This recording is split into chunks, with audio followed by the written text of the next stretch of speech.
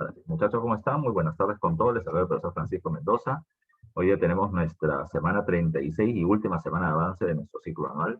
Hemos tenido ya muchísimas semanas para poder trabajar desde el poblamiento americano hasta precisamente el gobierno del año 2006 con Alejandro Toledo, y vamos a ver un cachito más de algunas características de los gobiernos posteriores.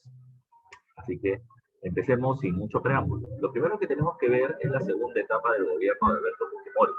Pero para poder entender ello hay que terminar recordando un poquito lo que había sucedido en sus 5 primeros años.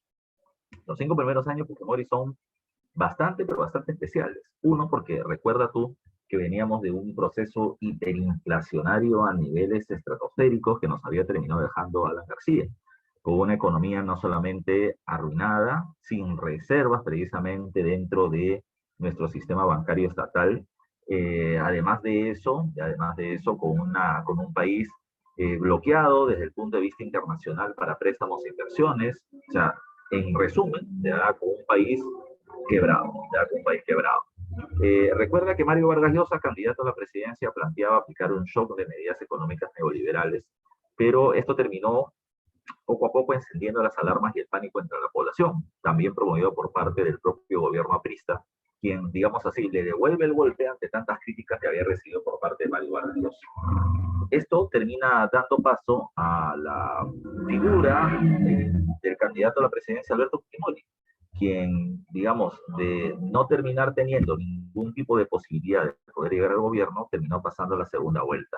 Recuerden que el caso Fujimori ha sido pregunta de examen de admisión varias veces, y en este último examen 2 veces ha venido en preguntas, y él es un caso especial porque es un outsider. ¿Qué es un outsider? Un personaje que no estaba dentro de los planes iniciales de entre los posibles ganadores de la presidencia, como le decía el pasado tipo Castillo en la última elección. Pero su propuesta de no shock, ¿ya? Y la imagen colectiva que se fue generando de un personaje que no habla mucho, pero que termina siendo inteligente, ¿ya? Que termina, además de eso, siendo japonés, con la sabiduría oriental. Se comienza a poner una serie de elementos positivos a la figura precisamente de la procedencia japonesa de Fujimori. Y ante su propuesta de no aplicar el shock que generaría perjuicios sociales, pues terminó venciendo a Mario Vargas Llosa en el proceso electoral. Recuerda, y esto lo vimos la vez pasada, que Fujimori además de eso tiene el apoyo del APRA, tiene el apoyo de los partidos de izquierda que consideraban que el shock iba a ser desastroso, y de los grupos evangélicos, que eran otro movimiento social que iba creciendo y que se incrementó más ante la crisis que venía sucediendo. Recuerda, y esto también hay que tomarlo muy en cuenta, que en momentos de crisis social, en momentos de crisis económica, en momentos de epidemia, como las que hemos sufrido con el coronavirus, recuerden que se encienden las alarmas religiosas, ¿ya? ¿Cuánta gente, por ejemplo, ha terminado teniendo algún familiar enfermo, ¿ya? Y por más alejado que se encuentre de algún credo religioso, en algún momento ha terminado pensando, aunque sea diciendo, Dios, por favor, ayúdanos, ¿no? Que no se llegue a mi familiar? Bueno, eso pasa, ¿ya? Y repito, en momentos de epidemias, de pandemias, de crisis en general, el movimiento religioso crece. Así que diferentes grupos evangélicos, de Jehová, mormones, pentecostales, Agua Viva, etcétera, crecieron y van a terminar teniendo una campaña muy fuerte a favor de Fujimori. En cambio, recuerden que Vargas Llosa se alió a los partidos tradicionales y fue visto como un grupo más, ya, de los que no habían hecho mucho por terminar mejorando las condiciones de cambio en el país. Fujimori, les dije, apenas es nombrado presidente, antes de asumir ya la presidencia de la República, va a tener una serie de viajes hacia Nueva York con el apoyo de Estados Unidos y Japón, quienes apadrinan al gobierno de Fujimori planteando de que él iba a hacer las reformas que el Fondo Monetario exigía, unas medidas de carácter neoliberales y una promoción de la privatización de empresas.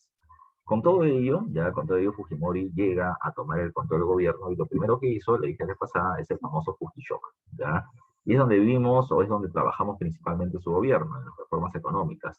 El objetivo era reducir la hiperinflación y eso implicaba no subsidios, no control del peso de la moneda nacional, privatizar empresas que no terminaban siendo eficientes, y eso terminó generando una reducción del gasto económico por parte del Estado, una liberalización de precios y una reducción tremenda del proceso hiperinflacionario. La vez pasada les mostré un cuadro estadístico.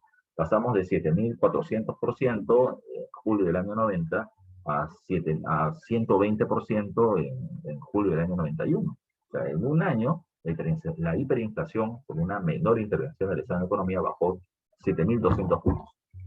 Así que eso le daba cierto éxito económico al gobierno de Fujimori. Recuerda que hay instituciones que se van haciendo más autónomas, sobre todo en la administración de los recursos económicos del Estado.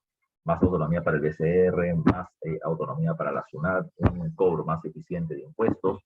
Pero también recuerden que la privatización, que era un eje fundamental, una piedra angular, no se podía hacer porque la Constitución del 79 no lo permitía. Así que para Fujimori y el modelo económico que estaba imponiendo, esta tenía que ser cambiada. Y por eso les dije, en que Fujimori llega al gobierno en julio del 90, se va a terminar encargando de hacer durante 2 años un fuerte asistencialismo. Pero un asistencialismo también raro, ¿no? Que les decía la vez pasada. Fujimori es uno de los poquísimos presidentes que se acerca a los barrios populares, ¿ya? O sea, él llega con un carro, no es que necesariamente lo estén esperando, él llegaba, ¿ya? Llegaba a un barrio X, a un cerro X, a un asentamiento humano, y decía, ¿qué falta acá? Y la gente le decía, lo siguiente, necesitamos agua, luz, vista, desagüe, ¿no? Y colegio, posta médica, y se construye, ya se construye. Se construyó porque el mismo presidente venía teniendo su propio fondo económico con el Ministerio de la Presidencia para disponer de dinero muy rápidamente, aunque eso también terminó generando casos de corrupción. Pero la cuestión es que Fujimori, repito, en ese asistencialismo y populismo va a terminar logrando ganar un fuerte respaldo popular. Y como le decía, Fujimori se encargó día a día de terminar planteando de que las reformas del gobierno podrían ser más profundas si es que el Congreso no se opusiera.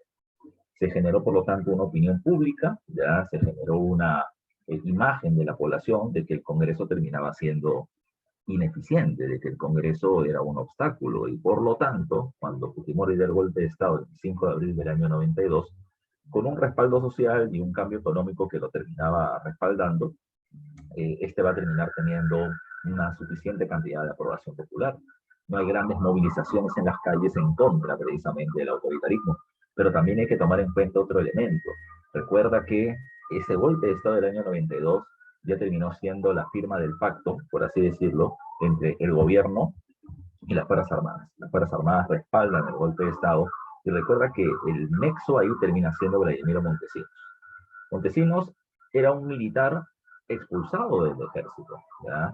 Por que se terminó denunciando en la época del gobierno de las Fuerzas Armadas de que él le terminaba vendiendo información a la CIA, era un agente de la CIA. Pero ahora se había convertido en el asesor de confianza de Fujimori y en el asesor del Servicio de Inteligencia del Ejército, y asesor del SIN, del Servicio de Inteligencia Nacional. Él terminó siendo el nexo ya para poder terminar teniendo acercamiento a las Fuerzas Armadas. Su promoción del ejército estaba precisamente entre los altos rangos militares. Por lo tanto, eso terminó ayudándole a Fujimori a terminar teniendo una alianza con este grupo. Por eso mucho se habla de que el gobierno de Fujimori es un gobierno autoritario, ya, una dictadura cívico-militar, ya, por la alianza entre estos dos grupos, teniendo a Montesinos como engranaje. Recuerda, también les mencioné de que entre el golpe de Estado del 90, o a partir del golpe de Estado del 92, y la ruptura del orden democrático, el cierre del Congreso, la intervención del Poder Judicial y otras instituciones más, se forma el llamado Gobierno de Emergencia y Reconstrucción Nacional. Recuerden ustedes que hay presiones internas débiles y externas fuertes de la OEA para restaurar la democracia. Y Fujimori plantea la formación del Congreso Constituyente Democrático, donde tuvo una mayoría en ella, para establecer una nueva constitución, la del 93. También les dije, y espero recuerden, que entre el cierre del Congreso del 5 de abril del 92 y el referéndum para terminar aprobando la Constitución, en el medio se produce la captura de los líderes principales del MRTA, Víctor Polay Campos, y de Sendero Luminoso, Abimael Guzmán, casi toda la cúpula de Sendero, salvo Feliciano. De tal manera que este terminó siendo otro golpe, otro impacto poderoso precisamente del gobierno de Fujimori, quien ahora terminaba diciendo públicamente que él había derrotado el terrorismo, cuando no era totalmente así. Ya recuerda que les decía la vez pasada, es el GIIN, principalmente el Grupo Especial de Inteligencia de la Policía, quien se encarga de seguir los pasos lentamente hasta terminar teniendo información certera de dónde se terminaban encontrando los líderes de Sendero, hasta que se hace la captura. Es más, les comentaba la vez pasada que hay muchas especulaciones de que el mismo gobierno termina evitando la captura de Ibael en el año 91 y la va a terminar haciendo en septiembre del 92 porque era más políticamente usable, ¿ya? Y en política eso se puede hacer, ya se puede hacer. Uno juega sus cartas cuando más conviene, ¿ya? Cuando más conviene. Así que Fujimori, con un mayor respaldo, porque nos había sacado de la crisis, había sacado el Congreso corrupto y ahora derrotaba el terrorismo, su imagen creció y se produce la aprobación de su constitución. es discutible si él ha ganado de manera legal, ¿ya? Y digo así porque recuerden que la Constitución del año 93 es aprobada con 51.8% contra 48 punto y algo, ¿ya? O sea, así el margen es muy chiquitito. Muchos hablan de fraude, pero no se puede determinar eh, así, asegurando ya, totalmente. La cuestión es que esta constitución tiene dos grandes campos. ¿Ya? Uno termina siendo el modelo económico, el modelo neoliberal y la privatización de empresas que se van a terminar multiplicando. ¿Ya? Y el otro termina siendo el derecho presidencial de tener una participación en un proceso de reelección inmediata. No te olvides tú, no te olvides tú. El otro evento muy destacable del primer gobierno de Fujimori termina siendo, ya a inicios de 1995, la invasión del Ecuador y la guerra del CENEPA, que te decía que es muy discutible que el Perú haya terminado ganando esa guerra. Pero la cuestión es que, por lo menos a través de la prensa, se terminó planteando, sí, la prensa en el frente de batalla, el mismo presidente Fujimori en el frente de batalla, es parte de la imagen que se termina poniendo. Yo no sé si ustedes recuerdan, pero mucho en los memes, en las redes sociales se habla de esto, ¿no? En el año 2017, hace ya casi 5 años atrás, cuando se produce el, el fenómeno del niño, mucho se hablaba de que por qué el presidente no va donde está el huaico, porque Fujimori sí lo hizo, ¿no? En el año 97. Eso también es política, ¿no? O sea, si hablamos de una cuestión de marketing político, Fujimori usó muy bien la situación, pero en realidad no tenía por qué ir. Para eso hay otras personas ya que lo pueden terminar haciendo. Pero a la gente le gusta precisamente ello. Fujimori es un pata que maneja muy bien ya el tema, que maneja y manipula muy bien el tema de la prensa, ya maneja muy bien el juego de su imagen. Yo no sé si él, ¿no? O sea, fue siendo experto, pero sus asesores terminaron jugando muy bien a la situación, ¿ya? Pero bueno, en la guerra contra el Ecuador tú veías a un presidente en un reportaje en vivo, ¿ah? En plena batalla. O sea, le estaban haciendo un reportaje en el frente de batalla y en eso, ¡pum!, aparecían las balas así, con el cuerpo a tierra, ¿no? El presidente está al frente. Entonces eso a la gente le gustaba. Repito, por más manipulación que fuera, a la gente le gustaba. Y Fujimori manejó muy bien la situación, aunque repito, no es demostrar que el que hubiera terminado ganando la guerra. Pero Fujimori necesitaba ese golpe necesitaba esa acción, porque en marzo de ese año eran las elecciones presidenciales, ¿ya? En la que Fujimori se presentaba a la reelección de acuerdo a lo que la Constitución le permitía. Y esta elección de 1995, por más que Fujimori tenga una gran aprobación popular, era complicada para él. ¿Por qué? Porque no se enfrentaba a un personaje poco conocido. Se enfrentaba a este personaje que está en la imagen, en la diapositiva. Este es Javier Pérez de Cuellar. ¿Quién era Javier Pérez de Cuellar? Javier Pérez de Cuellar había sido en 2 procesos consecutivos el secretario general de la ONU. O sea, él venía de ser algo así como el presidente del mundo, ya el presidente del mundo, y venía a ser candidato a la presidencia de la República de su país, que era el Perú. ¿Ya? Venía con un argumento de defensa de la democracia, progreso de los derechos sociales y humanos, venía con un discurso social y político muy interesante, ¿ya? Muy interesante. Pero a pesar de eso, terminaba enfrentando a un Fujimori, ¿ya? Un Fujimori que venía teniendo 5 años de gobierno que no hay que desmerecerlos, bastante exitosos, ya bastante vivos. Si vemos esos hitos precisamente importantes de su gobierno. Pero que sí, pero el gobierno Fujimori también terminó asesinando gente de manera directa, ¿no? Claro, con el caso del Grupo Colina. Eso por Fujimori también terminó manipulando recursos del Estado. Sí, con el caso del CONCO, del Ministerio de la Presidencia, etcétera. Sí, es verdad, es verdad. Pero si hacemos un equilibrio entre los puntos positivos y negativos, si hacemos un equilibrio entre si la población lo aprobaba o no, la población tiene una alta aprobación por Fujimori. Fujimori no gana la elección de 1995, Javier Pérez Cuellar, lo aplasta, ¿ya? Lo aplasta, esa es la única palabra que yo puedo terminar utilizando. Es el único presidente que ha terminado ganando en primera vuelta desde que se estableció que para ganar necesitas el 50% más uno de los votos. Fujimori tiene 65% de los votos válidos, repito, contra Javier Pérez Cuellar, que no era un personaje poco conocido. ¿Ya? Te aseguro yo que Pérez de Cuellar le podía haber ganado a cualquier candidato, en cualquier oportunidad, pero teníamos un Fujimori muy fuerte para este proceso electoral y Fujimori lo aplastó. ¿Ya? Fujimori lo aplastó. Ese es un caso especial. Profe, vuelvo a insistir con algo que te decía la vez pasada, porque tú eres fujimorista. Para nada, ya, para nada. pero hablas muy bien de él. Repito, yo en el plano económico es muy poco lo que le puedo criticar. Siempre, insisto, siempre va a terminar pasando, siempre se pudo haber hecho mejor. Las privatizaciones se pudieron hacer con costos más altos o precios más altos y por lo tanto más ganancias para el Estado. Sin duda, pero se hizo como se hizo. Siempre se pudo haber mejorado. Una frase que tú vas a ver mucho ya en tu vida es que todo el mundo es buen en general después de la batalla. ¿Ya? O sea, todo el mundo te va a terminar diciendo, hubieses hecho así. Sí, pero tú no estabas en mis zapatos ni en las condiciones en las que yo estaba. No tenías que tomar decisiones inmediatas como las tenías que tomar. Siempre se pudo haber hecho mejor, pero hay que estar preparados para hacer lo mejor posible. ¿Ya? Bueno, eso es lo que pasó. Fujimori aplasta a Javier Pérez de Cuellar y por lo tanto va a ser reelegido. Ahora, el segundo periodo presidencial es muy diferente del primero. Yo no estoy diciendo que el primero sea un desastre económico, lo que pasa es que van a haber una serie de eventos que se ponen en su contra. Y en el aspecto político, la cosa también fue muy complicada. Uno de los aspectos que hay que tomar en cuenta, creo que te lo dije la vez pasada, pero de todas maneras hay que recordarlo, que Fujimori va a terminar haciendo de la oposición una terruquización. ¿A qué me refiero? ¿A qué me refiero? Todo aquel que criticaba las políticas de Estado terminaba siendo terruco, ya terruco. Tú seguramente eres un agente del senderismo y estás en contra del progreso de la nación. Ese es algo precisamente un estigma que utilizaba Fujimori contra todos sus opositores.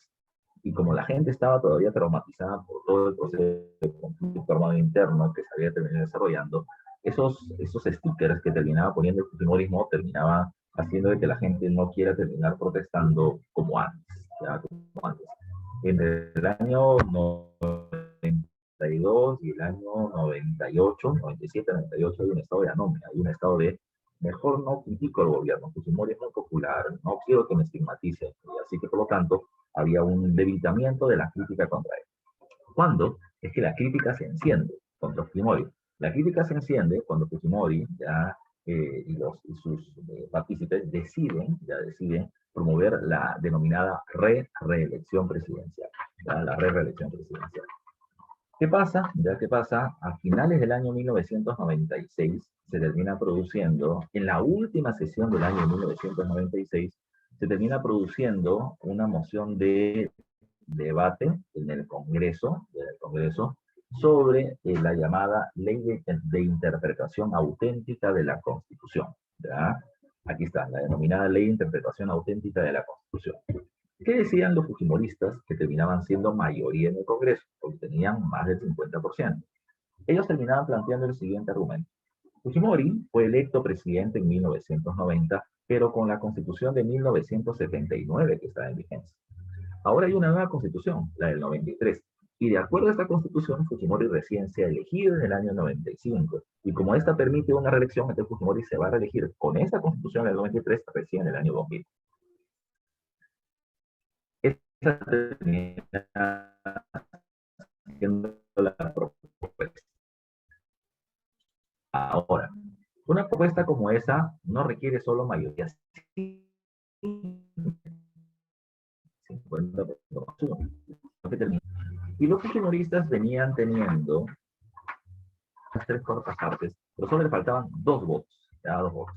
Y esa noche fue una noche nefasta, ya desde el punto de vista político, ya, porque justo los 2 votos, ya, para que la oposición le gane, ya, a esta propuesta, ya, fueron votos de 2 congresistas que se ausentaron, o sea, no fueron, no se pudo oponer a la ley de interpretación auténtica. ¿Quién fueron las personas? Ya, Miguel Sixia era dueño bueno, era uno de los dueños de una empresa de transportes que todavía existe que se llama Siva. ¿Ya? Y él, justo sufrió un problema intestinal y se tuvo que terminar internando en una clínica particular. Qué raro. Justo en un momento importante se le afloja el estómago. Rareza, porque al día siguiente salió caminando normal. Segundo, ya el caso de una de las congresistas más distinguidas de nuestra historia republicana, llamada Susana Ivonne Díaz.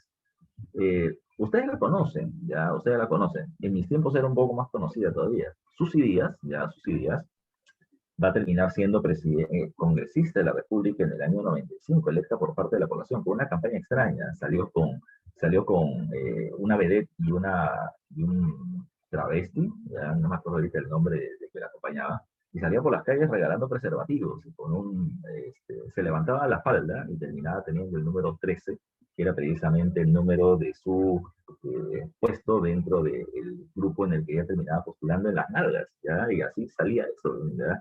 Era un caso muy especial, era una campaña para llegar al Congreso muy especial de sus ideas que la hizo llegar allá, ¿ya? Pero el día en que se necesitaba que sus ideas voten contra el fujimorismo, se le ocurrió ya aceptar una eh, invitación a un programa de política muy seria en Chile, ya en Chile, para hablar sobre la política peruana. Y anda a ver el ridículo que hizo. ¿Y sabes qué es lo peor? Que ese mismo día, la mayoría de los canales de prensa abierta, o sea, llámese ahora los canales 2, 4, 5, 7, 9, 11, 13, terminaron en las noticias de la noche, en lugar de terminar pasando el debate que se terminó haciendo en el Congreso para rechazar la reelección, que no era legal de Fujimori, se terminó pasando como sus ideas no dejaban ridículo en el extranjero, tomándolo como chiste, lo cual hablaba de una manipulación de los medios de prensa por parte del gobierno. Bueno, si bien el fujimorismo logró imponerse y terminó planteando que Fujimori tenía derecho a ser reelecto en el año 2000, la oposición planteó algo. Mira, una cosa es que termines ganando por los votos, ya en la fuerza, ya en el momento de alzar la mano. Pero acá existe una institución, un organismo llamado con el nombre del Tribunal Constitucional. Y el Tribunal Constitucional ya era el que terminaba planteando qué cosa es constitucionalmente legal de hacer y constitucionalmente ilegal. ¿Verdad? Así que la oposición presentó su moción de oposición a esta ley ante el tribunal. Y después de varios meses ya de discusión interna, el Tribunal Constitucional, ¿sabe qué cosa hizo? Dijo que el gobierno o que esta ley terminaba siendo ilegal. ¿Por qué? Porque la razón y la realidad nos dicen que Fujimori fue electo en el 90 y ya se reeligió en el 95, con la Constitución del 93. Por lo tanto, no puede volver a reelegirse porque la Constitución no lo permite. ¿Sabes qué cosa hizo Fujimori? Fujimori terminó expulsando a 5 de los 7 miembros del Tribunal Constitucional, justo los 5 que habían terminado votando en su contra, poniendo otros 9 que evidentemente votaron a su favor. Eso es una muestra ya del autoritarismo del gobierno de Fujimori. Yo había definido ya anteriormente, y lo hice en la clase anterior también, que pues es un gobierno autoritario. Para que un gobierno sea autoritario, tiene 3 peculiaridades. Uno, manipula los otros poderes del Estado, ¿ya? No porque la gente le dio los votos, sino porque va a manipular precisamente las instituciones que terminen estando en su contra, como lo hizo con el Tribunal Constitucional. Segundo, manipula las leyes a su favor, ya como lo hizo precisamente con la ley de interpretación auténtica o con la aplicación de la nueva constitución y la reelección. Y tercero, termina siendo el hecho que eh, elimina a sus opositores, ya sea de manera violenta, a través de encarcelamiento, asesinato o amedrentamiento. Y esto es lo que va a terminar pasando. Ya que estamos hablando de esto último, recuerda que desde que Fujimori terminó aplicando su plan de reelección, va a haber todo un plan llamado con el nombre del Plan Emilio. ¿Ya? El Plan Emilio fue el pilar, la columna vertebral para que se desarrolle este proceso de reelección. ¿Qué es el Plan Emilio? El Plan Emilio terminó siendo el hecho por el cual el gobierno Fujimori, a través de Montesinos, principalmente va a terminar comprando la línea editorial de los principales medios de prensa para que respalden la reelección de Fujimori y rechacen la candidatura de los opositores. ¿Ya? ¿Qué es lo que se hizo entonces? Bueno, lo que se hace, como dice acá, una serie de campañas psicosociales. Lo primero es que terminan multiplicándose los llamados diarios chicha. ¿Qué eran los diarios chichas? Los diarios chichas terminaban siendo diarios como, por ejemplo, el Trome, el Ajá, el Ají, ya el Ají, la Chuchi, ya la Chuchi, el Chato, ya el Chato, y un montón de más que terminaban apareciendo con ese tipo de nombrecitos. Lo segundo es que esos diarios terminaban teniendo un lenguaje subestándar, mucha jerga para poder poner precisamente sus titulares, ¿ya? Y los titulares no eran, digamos, de relevancia, ya de relevancia política, económica, no. Terminaban siendo más noticias policiales medias insólitas y las terminaban poniendo ahí. Te pongo algunos datos, ¿ya? Por ejemplo, noticia, ya, una noticia, noticia para primera plana de un diario, ¿ah? Un anciano había alquilado los servicios de una prostituta y terminó muriendo en pleno acto sexual. Pues al día siguiente, esa era la noticia, pero no con esos términos, sino que terminaba siendo, a Cocho se le para el bobo ya cuando tiraba con una prostituta. ¿Ya? Así, esa era la portada. Tú veías eso, te matabas de la risa, ¿ya? Porque era gracioso. Pero ese gracioso era una campaña psicosocial. Era para desviarte de la información seria que terminaba pasando con respecto a la manipulación política que había en el país. O, por ejemplo, terminaban poniéndote, en el diario chino, terminaban poniéndote imágenes del fin del mundo, terminaban poniendo. ¿Ah? Y decían, ¿qué cosa? Aparecía una serpiente de dos cabezas, ¿ya? No sé, un perro con dos colas. Entonces terminaban diciendo de que terminaban siendo cuestiones, ya cuestiones en las que hay elementos en la naturaleza que están cambiando porque ya el Armagedón está por llegar, el apocalipsis está muy cerca de nosotros, y repito, son campañas psicodélicas, son cortinas de humo, como muy bien está planteando por interno ya su compañero Jason, pues, bueno, por interno más en público, pero la cuestión está en que eso es lo que venía pasando. O sea, hacían desviar, ¿qué es una cortina de humo? Que es una campaña social, es una forma de desviar la atención de la opinión pública de lo que la gente tendría que ver. Lo hacen precisamente que desvíes en otras cosas. ¿En qué? Se respaldan ya programas en la televisión con los talk shows. ¿Ya? La reina de los talk shows, Laura Bozzo, que salió con un programa llamado Intimidades en Canal 5, luego pasó al Canal 4 como una estrella tremenda en la televisión, con su talk show llamado La Hora en América, y así por el estilo, y terminaba. Era un tipo de programa diferente al que se había terminado teniendo, ¿no? El programa ahora termina hablando de la miseria y de la pobreza de la población, ¿no? Que sí, que no tenemos para comer, por temas sociales varios de ellos, pero el otro terminaba siendo, no sé, pues, mi hijo no asiste a la universidad y se va a estudiar y se va de fiesta en las discotecas del centro de la con mi vecina, o mi hermana está con mi marido. Este tipo de cosas que al final eran, al principio eran discusiones y después se fueron incrementando con peleas en el set, con un montón precisamente esos temas, ¿no? Y después de hacerte sufrir públicamente, terminaba regalando un carrito sanguchero, ¿ya? Y cosas así.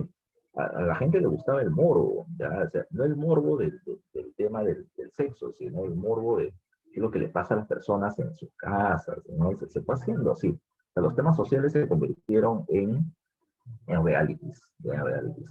¿Qué más aparecían? Los cómicos ambulantes, Magali Medina, identificando a las personas, deportistas, de gente de la televisión que le sacaban la vuelta uno al otro. Y eso terminaba siendo nuestra señal televisiva. Y era así, vuelvo a insistir, porque eran todos cortinas de humo, eran todos parte de un plan. Ahora, profe, pero ¿cómo puedes afirmar eso? Porque se veía luego en los famosos live videos. Se veía como Vladimiro Montesinos, asesor presidencial y además de eso jefe del CIN, además, terminaba poniéndose en la famosa salita del CIN con un montón de personas, ¿ya? Desde políticos hasta hombres de prensa, desde dueños de medios de comunicación, de los diarios chichas, de los diarios más conocidos, de los dueños de los canales de televisión, pues a todo el mundo terminaba sentando ahí y le terminaba pagando, y así como lo ves acá, rumas de dineros, ¿ya? Rumas de dinero. El propio Montesinos contaba que él ponía eso porque se veía más espectacular todavía. En lugar de terminar poniendo un fajo así, con billetes de $100, terminaba poniendo fajos así, con billetes de $10, ¿ya? Para que se vea así más espectacular todavía el favor. Y con esos videos, evidentemente los tenía agarrado del cuello a todas aquellas personas que habían recibido sobornos, ¿ya? Por poner algunos ejemplos. Repito, en todo este plan, Emilio, ¿qué se hacía? Se terminaba, uno, o hablando bien de Fujimori, o no se hablaba mal de él.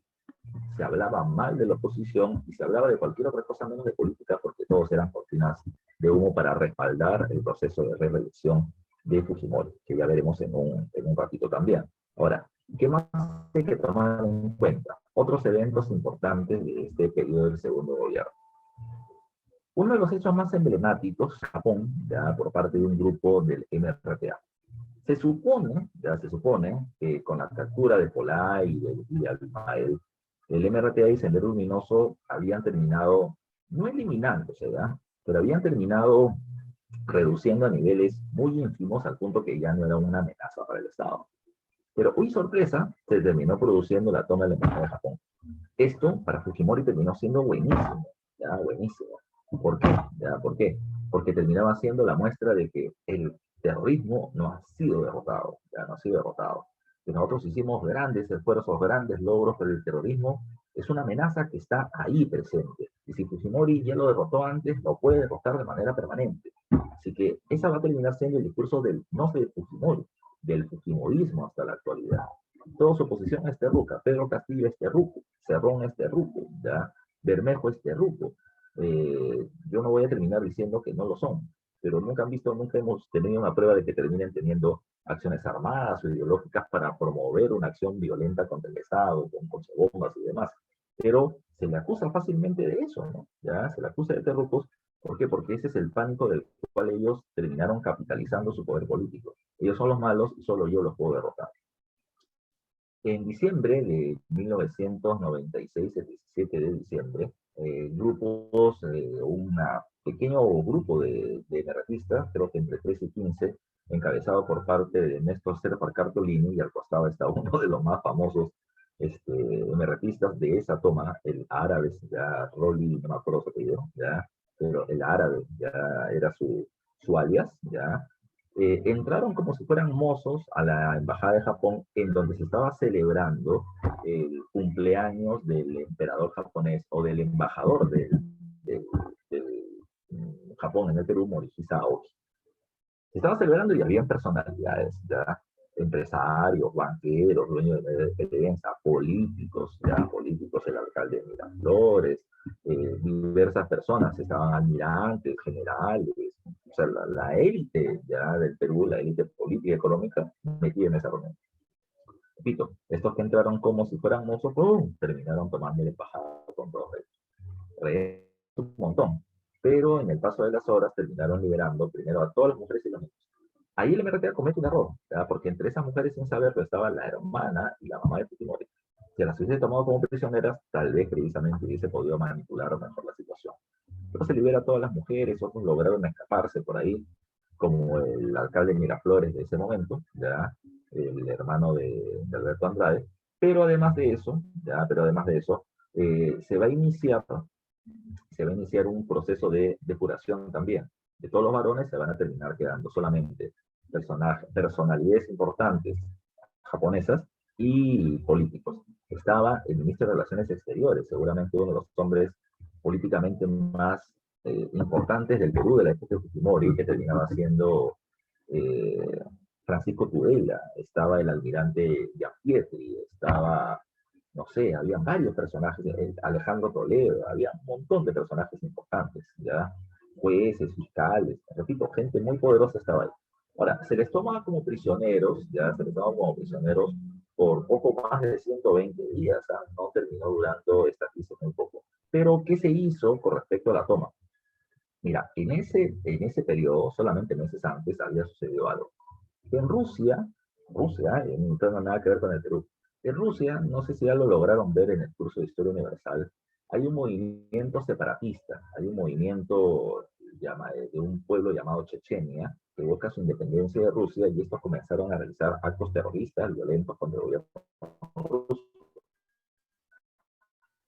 Una de las acciones de este movimiento separatista chechenio terminó siendo tomar un teatro.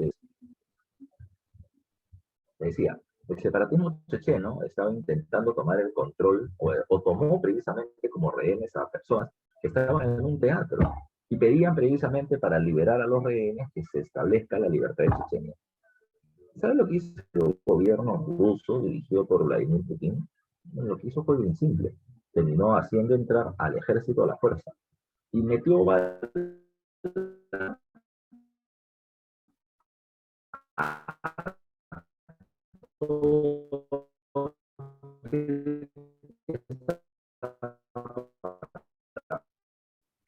seas terrorista, ya con los terroristas de ninguna manera. toma los rehenes que quieras, eso no va a ser garantía de que yo voy a negociar contigo. Esa fue la respuesta de Rusia. En este caso, sucedió algo parecido, una toma de rehenes, pero la respuesta fue diferente. ¿Qué es lo que hizo el gobierno? Dijo, bueno, de hecho, políticamente. Uno, repito, el terrorismo no muere, ya, repito, es parte del discurso, ya, del marketing que se va a terminar realizando. Pero la otra era, ¿cómo hacer? Hay que terminar teniendo la menor cantidad de bajas posibles. Así que se va a comenzar a hacer un preparativo militar, al cual se le llama la Operación Chavín de Huántar. Espero recuerden, recordando un poco de historia de Perú. Recuerda que el templo de Chavín de Huántar, el templo que es el gran centro de peregrinación religiosa de la época del formativo medio, del horizonte temprano, se caracterizaba ¿por qué? Porque venía teniendo toda una serie de eh, caminos laberínticos, ya dentro del templo de Chavín hasta llegar al centro donde estaba el Anzón, ya. Y este precisamente el plan que se diseñó. Para poder tomar la embajada, no puedes movilizar militares, ya, desde la parte externa hacia la embajada. Se puede hacer, pero el tiroteo va a ser muy fuerte y el número de bajas va a ser muy alto. Entonces, nadie se espera un ataque desde abajo, como si fueran topos. Se comenzaron a traer expertos en producción de socavones, ¿ya? En las minas de la zona de Cerro de Pasco y de Junín, ¿ya? Y tomando en cuenta ello, se comenzaron desde diversas casas colindantes a hacer precisamente túneles que terminaban llegando hacia el centro de la Embajada de Japón. Mientras tanto, ya se iban haciendo las negociaciones con la gente de la NRTA que pedía la liberación de sus presos políticos, ¿no? Como ellos lo llamaban, de Polay y de varios otros más. Se negociaba con ellos, iba el cardenal Cipriani y hablaban, y hablaban, y hablaban. Pero mientras tanto ellos también negociaban y le decían, oye, mira, la gente que está ahí por tantos días está aburrida, ¿no? Ellos se pueden rebelar y puede generar muerte, y esta muerte puede generar rechazo de la población contra lo que estás haciendo. Entonces hay que dar algunas imágenes pues, de que queremos cooperar, ¿no? Entonces decían, ya, ¿qué podemos hacer? Y ahí comienza a perder el MRTA. ¿Por qué? Porque les comienzan a meter Biblias a la gente. Y en estas Biblias ya comenzaban a poner micrófonos, ya, guitarras para que canten, ¿no? Y en las guitarras le ponían micrófonos, ¿ya? Y así precisamente la gente que había trabajado en el servicio de inteligencia decía, esto que está entrando no es casualidad. Y ellos comenzaban a hablar con sus guitarras. Se dieron cuenta que había micrófonos adentro y le decían, ya, el día lunes, bitácora, ¿no? A las 8 de la mañana se hace esto, a las 9 se hace esto, etcétera, ¿no? Día con día, para que la gente afuera del servicio de inteligencia vaya viendo las regularidades que hacen tal día de la semana a tal hora. Ahí van a perder, ahí van a perder. Porque se dieron cuenta que los MRTistas terminaban utilizando el salón principal de la embajada para jugar pelota todos los lunes por la tarde, ¿ya? Y es ahí donde se terminó decidiendo hacer el ataque. Repito, eso se iba planificando. Mientras tanto, se iban haciendo los túneles desde las casas hacia adentro.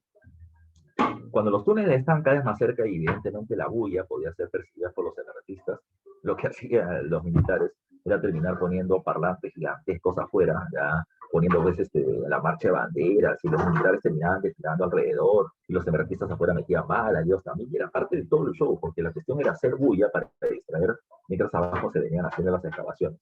Ya cuando todo estaba hecho, el 22 de abril del año 97, comenzó, no me acuerdo, 3, 4 de la tarde, comenzaron las explosiones, ya desde abajo, ¿no? Explosiones, la primera de ellas en la sala de la Embajada de Japón, en donde murieron o quedaron aturdidos muchos precisamente los anarquistas, ¿ya? Y desde diversos puntos ya comenzaron a salir los militares por debajo de como si fueran topos, comenzaron a salir hacia la superficie y comenzar precisamente la balacera, ¿ya?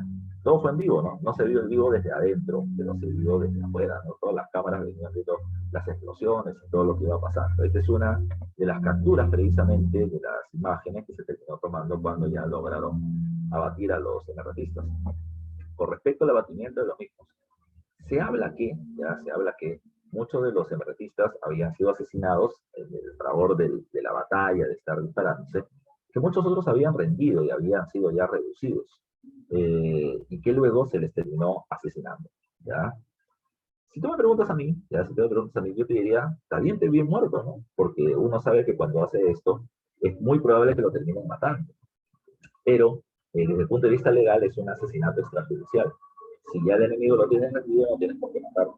¿Ya? Y van a haber toda una serie de procesos judiciales contra los miembros del operativo Chavín de Huántar por haber terminado acusados precisamente de asesinatos extrajudiciales. ¿Qué termina siendo injusto, pero que termina siendo legal, ya este tema, ya que muchos han durado, no voy a decir décadas, pero terminaron durando muchos años, ya los juicios precisamente de estas personas.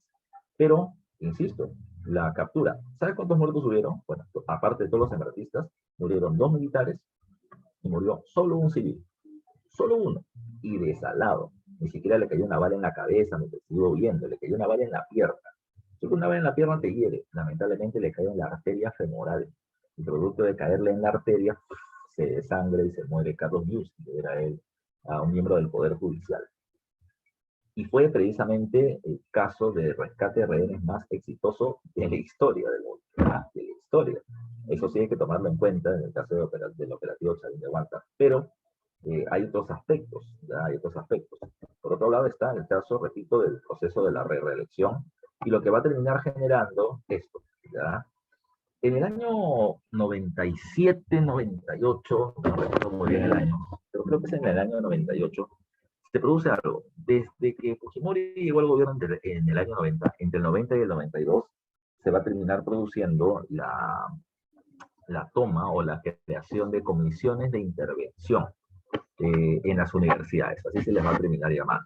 Es decir, el gobierno va a terminar nombrando rectores, ya va a terminar nombrando rectores, ya repito, va a terminar nombrando rectores, ya rectores que estaban ligados al fujimorismo. Y dentro de las universidades se están produciendo presencias militares. ¿Ya? Y esto creo que le dije la vez pasada. O sea, tú veías en San Marcos, por ejemplo, en la Facultad de Economía, en el edificio que está más alto, francotiradores, ya, que estaban ahí apuntando por si algún grupo quería terminar haciendo algún tipo de práctica terrorista. O las puertas de las aulas, cuando se hacía clase, venía teniendo un militar delante, ¿no? Como diciendo, nadie acá va a hablar de temas del marxismo. Pero en el año 97-98, con Riestra como primer ministro, se saca a los militares de las universidades. Eso es relativo, ¿ya? Porque se saca a los militares uniformados y armados, pero todavía había gente de servicio de inteligencia adentro, ¿ya? Eso sí es real, ¿ya? Cuando yo ingresé en el año 2000, eso todavía era visible, ya era observable. Pero lo que hay que tomar en cuenta también son otras cosas, ya son otras cosas. Producto de toda esta situación que les vengo comentando, hay algunos otros hechos especiales. Eh, Producto del intento de reelección de Fujimori, se produce una serie de movilizaciones en su contra. A eso tienes que sumarle otro evento más. En el año 90 y final de 97, inicios del 98, se produce un mega niño, ¿ya? Un mega fenómeno del niño. En el siglo XX han habido 3 fenómenos del niño muy fuertes. 1925, Leguía, 1983 de la UNDE, y 1997-98 Fujimori. En escalas de la UNDE, Leguía, Fujimori. Este fenómeno del niño es más duro incluso que el que vivimos en el 2017, que muchos de nosotros recordamos. ¿Ya? Fue tan dura la cantidad de lluvias o precipitaciones en el norte que el desierto de Sechura, que es el desierto más árido del país, terminó teniendo ahora agua y peces, para que entienda la cantidad de lluvias que se terminaron teniendo. De tal forma que las grandes lluvias terminaron generando huaicos, destrucción de campos de cultivo, destrucción de porciones de las carreteras, difícil acceso, movilización de alimentos, la escasez de los mismos, muy caro el limón, muy caro el pescado, muy caro los alimentos. Se va a generar un proceso inflacionario.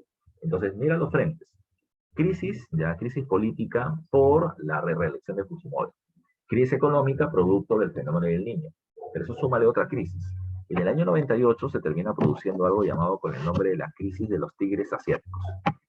Una empresa muy poderosa en aquella época se llamaba Daewoo. Todavía existe, ¿ya? No sé si alguno de ustedes tendrá una lavadora Daewoo en su casa o un horno microondas Daewoo en su casa. Daewoo terminó siendo una empresa poderosísima, ya poderosísima. Digamos que no estaba al nivel de Samsung o Sony, que eran las más importantes de la época, pero era una empresa del sur de Corea que había terminado creciendo mucho, producía coasters, ya estas camionetas como combis, pero más grandecitas, producía carros, hay unos carros que se llamaban Kikos, que antes eran muy conocidos, los ticos andaban por todos lados, producían cocinas, producían todo el sistema de producción de línea blanca y de automotriz. Pero esta empresa quebró. Y la quiebra de Daewoo terminó siendo considerada como el inicio de la caída de los llamados tigres asiáticos. ¿Quiénes eran los tigres asiáticos? Eran los países del sudeste asiático con medidas económicas liberales que habían tenido un fuerte crecimiento de la década de 1960 en adelante. Estamos hablando de Indonesia, Corea del Sur, Japón, Tailandia y demás, y demás. Todos estos países, repito, que venían teniendo un fuerte desarrollo industrializador, ¡pah!, cayeron a partir de la caída de Daewoo. Se generó, como toda esta economía estaba conectada, ¿ya?, pues comenzó a generar no solamente la quiebra de muchos de estos países o de muchos negocios, sino que se internacionalizó la crisis y se produjo, por ejemplo, el llamado efecto tequila, caída de bolsa de valores de Brasil, el efecto samba, la caída de la bolsa de valores disculpa, el tequila de México, el samba de Brasil, el efecto tango, la caída de la bolsa de valores de Argentina, y así fueron cayendo mucho la economía de varios países porque se generó un proceso de recesión económica internacional. No solo debes entender el proceso de la recesión, hubo un segundo evento que hay que tomar en cuenta. Durante la época de Fujimori, el Perú había terminado estableciendo un comercio internacional cada vez más agresivo. Pero hay que tomar en cuenta que gracias a Fujimori se había terminado teniendo nexos comerciales muy grandes con el Japón y los países del sudeste asiático. Así que precisamente la caída de ellos generaba un fuerte proceso de recesión. Se terminaron reduciendo las inversiones, ¿ya? Se cerraron varios negocios, aumento del precio de los alimentos por el fenómeno del Niño. La gente que salía a convertirse en población económicamente activa no conseguía trabajo. Y es ahí donde comienza a hacerse una crítica fuerte contra el gobierno de Fujimori. O sea, mientras que hubo estabilidad económica, Fujimori tuvo un fuerte respaldo social y popular. Pero ahora la situación comenzó a verse perjudicada por la crisis que se venía desarrollando. ¿Qué pasó entonces? La situación, repito, se fue haciendo compleja, ya muy compleja. En el año 98, repito, el intento de reelección de Fujimori, más la crisis económica por el fenómeno del Niño, más la crisis económica internacional, terminó generando una oposición ya al gobierno fujimorista que antes venía teniendo un fuerte respaldo social. Además, ¿qué pasó? Sindicatos como la CGTP, ya de los obreros, el SUTEP de los profesores, y diversos partidos políticos que habían perdido influencia, como el APRA, por ejemplo, o Somos Perú, de Alberto Andrade, van a comenzar a promover protestas contra el gobierno. Protestas en donde participaron estudiantes universitarios. Lo más raro es que los primeros que protestaron no fueron los sanmarquinos, ya que siempre estuvieron a la cabeza de todas las protestas sociales. Ahora los que protestaban eran gente de la Universidad Ricardo Palma, de la Universidad del Pacífico, de la Universidad de Lima, ya. Toda la gentita terminó saliendo a protestar contra el gobierno de Fujimori, por la crisis económica y la crisis de los valores democráticos, porque quería establecer la reelección. ¿Pero por qué hablas así? Bueno, es que era toda la gente pituca, o sea, no salían, repito, los tirapiedras sanmarquinos profesionales para eso, sino que terminaban saliendo gente con plata, gente con plata a protestar. Y repito, las protestas ahora terminaban siendo por el tema de la democracia y cosas como ellas. Ellos salían a protestar, no con piedra en mano, salían a protestar pintados la mano de blanco, salían a protestar en las calles como diciendo, vengo en son de paz, vengo a hablar, no vengo a pelearme, no me ataques, ¿ya? Muy sanos, ya muy sanos. Pero era parte de lo que se hizo dentro de esa campaña. Los sanmarquinos dijeron, oye, mira, si estos están protestando, ¿ya?, y no hay ninguna campaña de terruquización, porque ¿cómo terruqueas a alguien de la Universidad de Lima o de la Universidad del Pacífico? ¿Ya? Y si ellos salen a protestar, no, también, ¿cómo puede ser posible que el sanmarquino no salga? Y los sanmarquinos del año 98 en adelante comienzan a salir a las protestas, y son un poquito más violentos, ya, son un poquito más violentos, pero la cuestión está que las movilizaciones contra el gobierno comenzaron a hacerse fuertes, muy fuertes, desde el año 98, principalmente para rechazar la reelección de Fujimori. Para las elecciones presidenciales del año 2000, Fujimori era evidentemente el candidato de mayor peso. ¿Por qué? Porque tenía el control del Estado, tenía el control de los recursos del Estado, controlando los medios de prensa para terminar respaldándose, ¿ya? Y precisamente, el primer candidato de oposición contra Fujimori terminó siendo Alberto Andrade. quién era Alberto Andrade. Ahora mucha gente no lo recuerda, ustedes son muy jóvenes, pero Alberto Andrade era el alcalde de Lima, o había sido hace poco alcalde de Lima. Era un caso especial. Él había sido primero alcalde de Miraflores y luego pasó a ser alcalde de Lima. Lima, y eso te lo dije desde finales de los 70, Lima terminaba siendo una Lima desordenada, donde una población bastante pobre y muchos de ellos sin empleo se recurseaban, ¿ya? ¿Y qué es lo que hacía la gente? La gente era ambulante. Las pistas del centro de Lima, ya del centro de Lima estaban tomadas por los ambulantes. La gente ponía su plástico azul y a vender lo que se pueda. Porque eso también se hace ahora, pero antes era masivo. La avenida Bancay, la avenida Tacna, la avenida Wilson, el Mercado Central, etcétera. Todo estaba lleno de ambulantes por todos lados. Por donde pudiera, la gente vendía cualquier cosa. ¿Ya? Dice, profe, con Toledo se dio la marcha de los cuatro suyos. Claro, él es el que le encabeza, él es el candidato que encabeza eso, pero ahorita vamos a llegar a él. Entonces, ¿qué pasó? Alberto Andrade lo que hizo con respecto a estos ambulantes fue reubicarlos, ¿ya? Terminó agarrando el sistema de serenazgo como una baja policía que había utilizado en Miraflores y lo puso en las calles como respaldo de la policía para meterle golpe a todos los ambulantes, pero diciéndole, mira, yo te estoy votando porque te digo que salgas y tú no quieres salir. Pero lo que vamos a terminar haciendo es que este grupo de comerciantes, los vamos a terminar reubicando. O sea, terminaban estableciendo lugares vacíos y ahí, anda, vete por allá, alquila tu local, paga tus impuestos y este negocio ahí.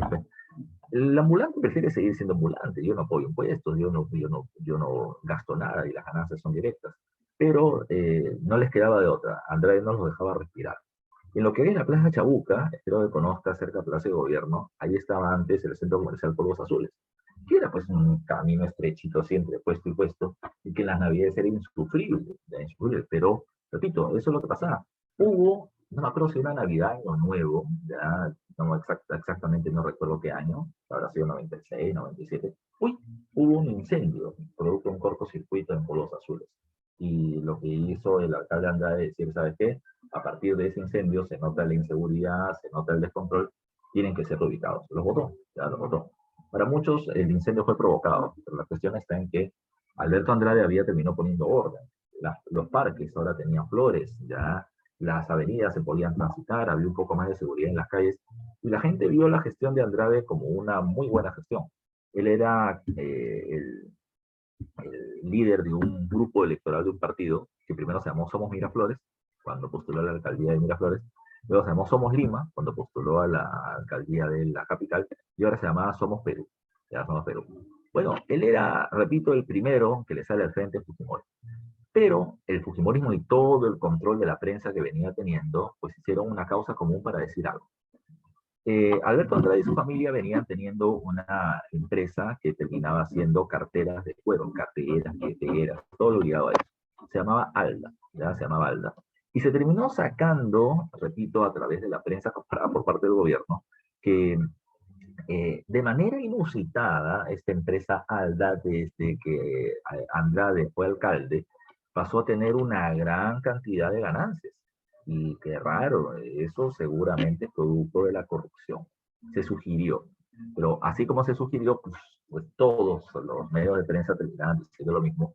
Y la imagen de Andrade fue manchada con eso, ¿no? Se generó la opinión pública de que Andrade es un corrupto, que si Andrade, como alcalde de Lima, ha terminado beneficiando a su empresa, ¿qué podría hacer como presidente del Perú? Mientras que Fujimori se ensucia los pies todos los días yendo a los asentamientos humanos y no roba ni un centavo precisamente para terminar gobernando el país, que ha vendido su casita para terminar pagando la educación de sus hijos en el extranjero, cosa que después se demostró que no era para nada cierto, que terminó agarrando plata del Ministerio de la Presidencia y de lo que Montesinos le daba. Y Montesinos, ¿dónde sacaba plata? Del robo del Servicio de Inteligencia Nacional y además de eso porque le cobraba cupo a los narcotraficantes para que terminen movilizando droga dentro y fuera del país. Ya, era un narcoestado el gobierno de Fujimori y esto se va a terminar denunciando luego. La imagen de Andrade, de corrupto, cayó. Ya, así que Fujimori ahora seguía andando solo en la marcha presidencial. La oposición comenzó a respaldar un segundo candidato, que hasta hace algunos años fue alcalde de Lima, Luis Castañeda Locio. Luis Castañeda había sido director del Instituto Peruano de Seguridad Social. que él precisamente le cambia el nombre a lo que ahora se llama Salud. Y terminó ordenando un poco las cuentas y a mejorar la administración, aunque no de manera suficiente, porque el sistema de salud ha mejorado, insisto, pero todavía sigue siendo errático.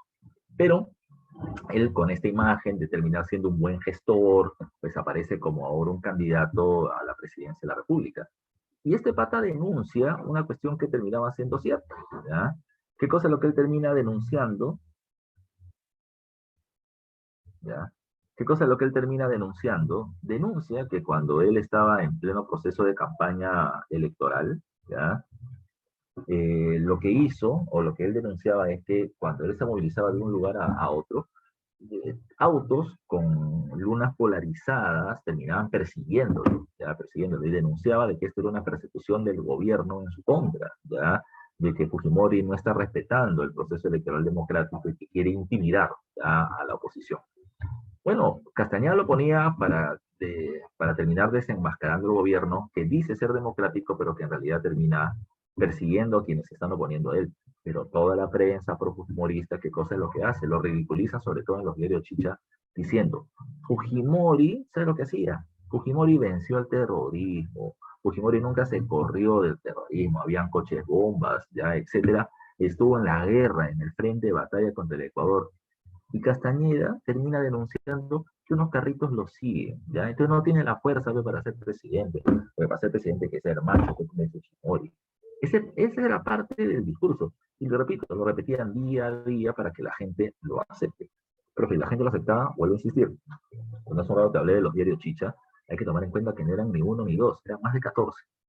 La gente, ¿cómo se informaba de lo que pasaba en el día a día? Bueno, porque ponías la tele o la radio en la mañana en tu casa antes de salir, ya, y escuchabas las noticias rápidamente, o porque cerca a tu puesto de trabajo, cerca a la casa, terminabas teniendo, en el paradero, terminabas teniendo un puesto de periódico que ponían la portada de todos los diarios. Imagínate, 14 diarios chichas, ya, donde te terminaban hablando mal de los candidatos de oposición a Fujimori, o te ponían una vedette que mostraba las nalgas, o te ponían un caso de las imágenes del fin del mundo o de un abuelito que se murió en plena relación sexual. Entonces, esto hacía de que la gente mañana, tarde y noche viera precisamente Fujimorismo, Fujimorismo, Fujimorismo. Así que la gente lo aceptaba como que todo aquel que estaba en contra era cobarde, malo, corrupto, negativo. ¿Ya? La imagen de Castañeda también terminó cayendo. El otro candidato que quedó y que precisamente toda la oposición se dio cuenta de que tenían que apuntalar como sea, ya como sea, para que gane la elección, fue Alejandro Toledo. Alejandro Toledo era parte de eh, era director de un partido que era Perú Imposible, ya, CADE Perú Imposible se llama, ya, y este Alejandro Toledo, ¿quién era? Bueno, provenía de una familia humilde, de un pueblo de Ancash llamado Cabana, ya, y esta era parte de su historia, ¿no? Esta era que contaba. Yo vengo de una familia humilde, padres humildes, con varios hijos, que terminamos llegando a Lima, y terminé yo, por mis conocimientos, recibiendo una beca para poder estudiar en el Estado. ¿Ya? Estudié en la Universidad de Stanford, ¿ya? Y estudiando en Stanford con una beca, terminó luego estudiando una maestría en Harvard, ¿ya? Y luego terminó trabajando en el Banco Mundial, en el Fondo Monetario Internacional, y era director de la principal escuela de posgrado de negocios y finanzas en el Perú, que se llamaba ESAM, que ahora es una universidad también. Toledo, evidentemente, gracias a la educación, había terminado teniendo un progreso social y económico interesante. Y Toledo venía con ese discurso, ¿no? Que la educación puede cambiar la vida de los chicos. Entonces, se comenzó a realzar esa vida, esa imagen de Toledo, que era el único miembro de la oposición que podía competir ahora contra Fujimori. Y repito, había que blindarlo. Cualquier cosa que se diga contra él es falso. Es falso. Eh, en pleno proceso electoral, desde el pleno proceso electoral, se habla mucho ya de que, o se denuncia por parte de Toledo y de la oposición, que Toledo había terminado siendo raptado por parte del servicio de inteligencia y que lo habían terminado llevando a un hostal llamado el Hostal Melody en Surquillo, y que lo habían metido en una prostituta y lo habían obligado a emborracharse y drogarse, y encima que había sido grabado, ya grabado, para terminar denigrando su imagen. Así que no crean si aparece una imagen así. Bueno, la verdad es que Toledo terminaba teniendo algunas, esas prácticas eran parte de su forma habitual. Le gustaba el whisky, le gustaba, muchos dicen, yo no puedo confirmar, de que le gustaba, pues consumía droga, que le gustaban las prostitutas, que le gustaba la fiesta, ya, que le gustaba la fiesta. Pues bueno, la prensa terminó diciendo eso, no es falso, él ha sido secuestrado antes de que se diga algo, ¿no? Esto le aparecía como la víctima, un caso especial, ¿no? Pero, repito, se apuntala a eso y se comienzan a producir las grandes protestas por la democracia, atacando al gobierno fujimorista y de pasadita respaldando Toledo como candidato. ¿Qué pasó? ¿Ya qué pasó? Se produce el proceso electoral del año 2000, repito, el fujimorismo plantea la ley de interpretación auténtica, el Tribunal Constitucional dice que es ilegal, Fujimori vota dentro del Tribunal Constitucional y Fujimori va a la reelección como sea.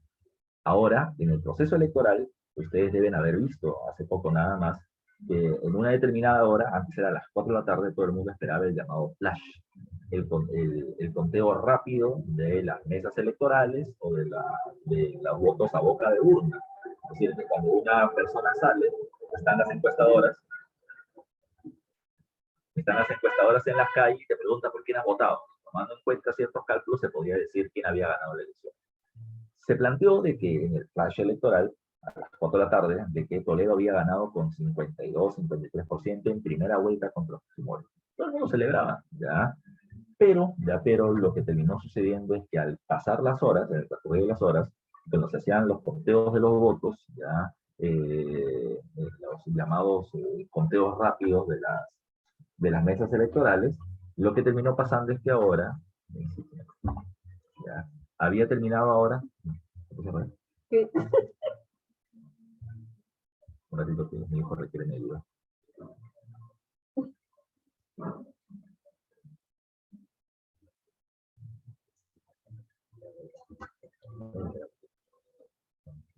Ya, sigamos. Entonces, te decía de que al hacer el conteo rápido de las mesas electorales, pues pasaban las horas y ahora Fujimori estaba primero y casi llegando al 50% para poder ganar en primera vuelta. Y eso terminó generando de que la población salga a las calles masivamente, ¿ya? A protestar en el centro de Lima contra el Jurado Nacional de Elecciones y el fraude que se estaba haciendo. ¿Ya? Por eso se habla acá del fraude en las elecciones presidenciales del año 2000. Pues bueno, ah, muchos van a acusar a las encuestadoras y haberse puesto del lado de Fujimori, ¿no? Porque como en el flash dice que ha ganado Toledo y luego dice que ha ganado Fujimori. Las encuestadoras también diciendo nosotros no nos hemos volteado para nadie o por de nadie. Lo que pasa, y esta era su explicación, es que por toda la campaña que se había hecho contra Fujimori por corrupto, mucha gente que salía en el momento después de votar, cuando se le preguntaba, ¿por quién has votado? Podrían haber votado por Fujimori, pero por Roche preferían decir que habían votado por Toledo. Ese era el margen por el cual se había generado el cambio. Entonces, existe ese punto. Repito, son dos versiones diferentes del mismo caso, pero la gente salió a protestar al punto que el Jurado Nacional de Elecciones prácticamente paró lo que estaba decidiéndose, ya que para muchos era un proceso de fraude electoral, y se estableció una segunda vuelta. Para la segunda vuelta, Toledo va a terminar planteando dos cosas. Primero, que él no se iba a presentar en la segunda vuelta. ¿Por qué? Porque todo el fraude que se había terminado orquestando de manera burda y evidente para poder lograr que Fujimori gane en primera vuelta, pues se va a terminar haciendo para la segunda. Así que con esto solamente estaríamos con nuestra participación, decía Toledo, justificando esta victoria fujimorista. Toledo se retira, ya, pero como el proceso electoral ya estaba en camino, Fujimori dice, seguimos nomás. Y así que Toledo, que ya se había retirado, con un Jaime Bailey que terminaba planteando nosotros votamos en blanco o nulo, ya, se lleva a cabo el proceso electoral y Fujimori gana, ya, Fujimori gana, estableciéndose la reelección. Ahora, Fujimori gana, pero Alejandro Toledo, Carlos Cruz, Gustavo Gorriti y un montón de personajes políticos van a terminar promoviendo la llamada campaña de los cuatro suyos. Me estaban preguntando hace un momento por interno, me lo terminaba preguntando Meili. Toledo, precisamente, por si acaso, con Toledo no se dio la marcha de los cuatro suyos. ¿Por qué? Porque a veces relacionamos, en la época que Toledo se dio, parece en su gobierno, pero no. Todavía es en el gobierno Fujimori, pero Toledo es el que impulsa, es el artífice de esta llamada marcha de los cuatro suyos. ¿Qué va a terminar pasando? Bueno, Toledo va a terminar promoviendo a organismos políticos o pequeñas organizaciones políticas de diferentes provincias a terminar haciendo una movilización hacia Lima, ya, para impedir el encumbramiento de Fujimori el día 27 de julio en el Congreso de la República. Y la marcha va a ser gigante, y las movilizaciones ya eran gigantes. Yo te lo digo porque yo he participado en esas protestas contra la reelección, y eran gigantescas, ya gigantescas. Pero la marcha de los Cuatro Suyos fue mucho más grande. Yo no participé en la marcha de los Cuatro Suyos porque literalmente mis viejos me encerraron en mi casa. Ya no quisieron que vaya porque se planteaba de que si bien la marcha iba a ser violenta, pues la reacción del gobierno también podría ser muy violenta. Me encerraron en mi casa, no me dejaron salir. Pero el día 26, 27 y 28, sobre todo el 27 y ahí el 28, la cosa se puso fea. Digo fea, ¿por qué? Porque las protestas que se hacían hacia Palacio ya no se dejaba pasar a Palacio. Se pusieron rejas que hasta ahora se utilizan cuando hay algún tipo de marcha en el centro, ¿ya? Y la gente estaba en los alrededores de la Plaza San Martín, Paseo Colón, en diferentes puntos, pero esta, que está en la Plaza Martín, tenía muy cerca una sede del Banco de la Nación. ¿Qué es lo que pasó? El Banco de la Nación explotó, literalmente, explotó por dentro. Y lo que va a terminar diciendo el fujimorismo y la prensa que está de su lado es que esta explosión tenía un motivo. ¿Por qué? Porque las personas que estaban participando de esa marcha eran terroristas, pues eran senderistas reconocidos, ¿ya? Gente de extrema izquierda que han hecho esto para desestabilizar al gobierno y al país. Eso es lo que van a decir públicamente en ese periodo. Sacaban imágenes de gente de izquierda, ya como Carlos Letts, etcétera, y te dicen, ya ven, mira, estos extremistas están participando, ellos han hecho un ataque terrorista que ha generado la muerte de miembros de seguridad, ya, del Banco de la Nación. Y bueno, esta acción, ya esta acción y esta muerte de personas terminó generando de que mucha gente ya no, mejor no me meto porque, pucha, me van a acusar de terrorismo, mejor no voy. Y con esta terrorización nuevamente se terminó debilitando la marcha de los suyos, ¿ya? Luego se terminó conociendo la verdad. Desde el Servicio de Inteligencia Nacional, Vladimir Montesinos había hecho explotar el Banco de la Nación desde dentro. Y esto se hizo precisamente para debilitar la imagen de la oposición. Así terminó pasando la situación en el país. ¿Qué pasó? ¿Ya qué pasó? Bueno, como se debilitó la marcha de los Cuatro Suyos, Fujimori, por lo tanto, ya estaba ejerciendo la presidencia de la República desde el 28 de julio. Pero las protestas en las calles, si bien seguían, eran cada vez más débiles. Toledo, además, por si acaso, cuando no fue a la reelección presidencial, él terminó denunciando públicamente que a muchos de los congresistas que entraron con su partido se están pasando al bando fujimorista, porque el fujimorismo los está sobornando, les está ofreciendo dinero y por eso es que muchos han pasado al bando fujimorista. A este grupo se le conoce con el nombre de los transfugas, ¿ya? Así se les terminó denominando, el transfugismo. Ahora, no había una prueba por parte de Toledo, pero había muchos que habían terminado siendo propuestos, ya propuestos para terminar teniendo esa acción. Entonces, ¿qué pasó? ¿Qué pasó? Todo terminó desmoronándose el día 14 de septiembre del 2000. ¿Ya? Aquí está la fecha y aquí está el hecho. ¿Ya? ¿Qué sucedió? Ese día, dos congresistas del Frente Independiente Moralizador, ¿ya? Su presidente, que era Fernando Olivera Aveda, ¿ya? Muy crítico de Alan García, ¿ya? Y Luis Iberico, ¿ya? Luis Iberico,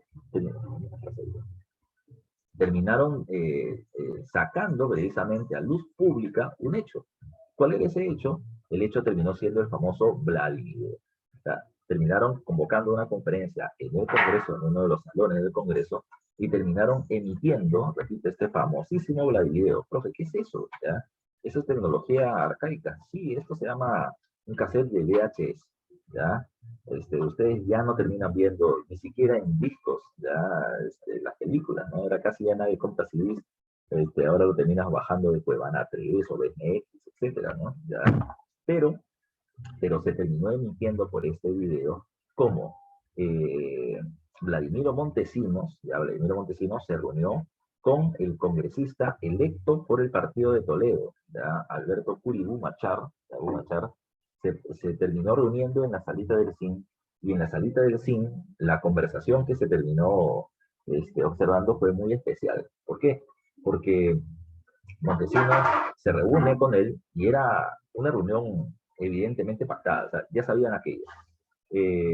Montesinos le dice, mira, ¿sabes qué? Necesitamos desarrollar la gobernabilidad del país, necesitamos precisamente una serie de congresistas y amigos, ¿no? Que nos terminan ayudando hacia ese proceso, ¿no? Porque acá está hablando de que China termina siendo malo, pero buscamos precisamente el desarrollo del país, así, ya le intenta convencer muy amistoso Montesinos, ¿no? ¿Ya? En esa situación, repito, Alberto Curi, lo que va a terminar diciéndoles, mira, ¿sabes qué? Yo pertenezco a otro partido político, pero puedo estar interesado en el desarrollo del país, ¿no? ¿Ya? Así que te puedo ayudar en algunos casos, ¿ya?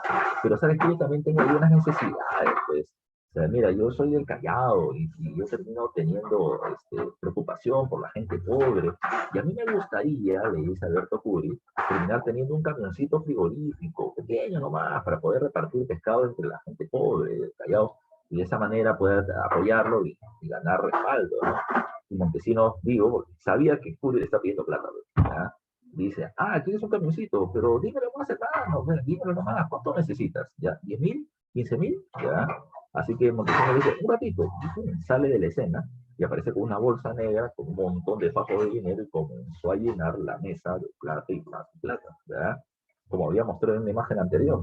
Y Curi se agarraba la cabeza como diciendo tanta plata, sacando este plata, y dijo, mira, yo no solamente te voy a dar 15.000 para que te compres tu camioncito que te está pidiendo, sino que te voy a dar 15.000 mensuales, ya, pero para que te pases salvando humorista y nos apoyes. Alberto Curi le dijo, mira, ¿sabes qué? Eso sería muy rochoso. Yo te puedo terminar sugiriendo otra cosa. Yo puedo ser tu topo, así le termines eso. Yo puedo seguir estando en Perú Posible, ¿ya? Y terminar informándote lo que se termina hablando dentro. Y además de eso, yo puedo terminar votando siempre en un grupo con el partido, ya con el partido por el caso sensible que tú me necesites, yo puedo terminar votando por el fujimorismo. De esa manera tienes a alguien adentro que te puede terminar ayudando. Si me dijo, claro que sí, no te preocupes, hermano. Ahí está, tus 15.000 siempre van a terminar llegando a ti mensualmente. Eso fue lo que se denunció. O sea, se terminó mostrando lo que muchos decían, que el gobierno era un gobierno corrupto, que se estaban comprando conciencias, que los congresistas estaban jugando, no lo hacían por una cuestión del bien del país, sino que estaban siendo comprados, y ahí estaba la prueba de eso. Esto terminó siendo un escándalo. Lo primero que dijeron a Fernando Olivera es, ¿y de dónde terminó sacando usted el video? Y él terminó diciendo, un patriota me lo entregó. Ese terminó siendo su respuesta. Se especulaba que era el patriota, ¿verdad? Se especulaba de que este video había salido del Servicio de Inteligencia de la Marina, y que un marino había terminado viendo dónde estaban los videos y los sacó y se le entregó a Fernando Olivera, y un montón de cosas así, ¿ya? No se sabía de dónde, pero había reventado el chupo. El mismo día, ¿qué es lo que pasó? ¿Ya? ¿Qué es lo que pasó? La reunión en Palacio de Gobierno. Alberto Fujimori, el ministro de Economía Carlos Boloña y Vladimir Montesinos. ¿Qué se conversó? Bueno, lo que dice Boloña, Montesinos, Fujimori, es que en esa reunión se planteó algo, ¿no? Se planteó de que, bueno, había reventado la bomba, y la imagen de Montesinos, que ya venía siendo criticada porque se decía de que era el que gobernaba tras la sombra, ya, pues ya había sido desenmascarado, ¿no? Entonces le dijeron a Montesinos, mira, toma $5 millones en compensación por tus servicios al Estado y vete del país. Bueno, Vladimiro no quería. Vladimiro quería tener tanto poder y tantos contactos que podía precisamente manipular la situación. Pero lo obligaron a quitarse y era lo mejor por el momento. No sé, ese mismo día chapó un avión y se va del país. Ya se va del país. 2 días después, el día 16, Fujimori termina saliendo de la prensa a decir que él evidentemente no sabía nada. No, pero no lo voy a hacer. Siguiente, ya siguiente. El siguiente caso es que repito, Fujimori terminó diciendo, yo no sabía nada, yo recién me he enterado como ustedes, no sabía que de manera paralela alguien estaba controlando esto. Es totalmente falso, ya totalmente falso. Y Fujimori terminó planteando de que él iba a dejar el cargo presidencial, pero para eso iba a terminar generando un proceso electoral para que se escoja un nuevo presidente de la República. Bueno, ¿cuándo? No dijo cuándo, pero por lo menos ya se está hablando de que Fujimori sería, ¿ya? Hubieron protestas en las calles, sí, pero tampoco fueron tan grandes. Es como que la gente dijo, bueno, ya se ve el chino, ya no se ha dicho cuándo, pero ya se va. ¿Ya? Así quedó la expectativa nacional para este periodo. ¿Qué pasó? ¿Ya qué pasó? Un día antes de que Fujimori salga a la prensa, el día 15, ya, Montesinos se ve el 14, el 15, se hace un mega operativo en Lima, ya, con Fujimori a la cabeza, en camionetas del Estado, yendo a todas las propiedades que venía teniendo Montesinos, ¿ya? Para terminar viendo si lo encontraban con el día antes se había ido, ¿no? Para ver todo lo que se había robado y recuperarlo. Mentira, lo que les sacaban era una serie de sacos, dicen, con videos donde tal vez incriminaban directamente a Fujimori. La cuestión está en que cuando Fujimori dice, habla de su renuncia, ya, de su renuncia, nadie sabía cuándo se iba. Mientras tanto, en paralelo, era un terremoto político lo que venía pasando.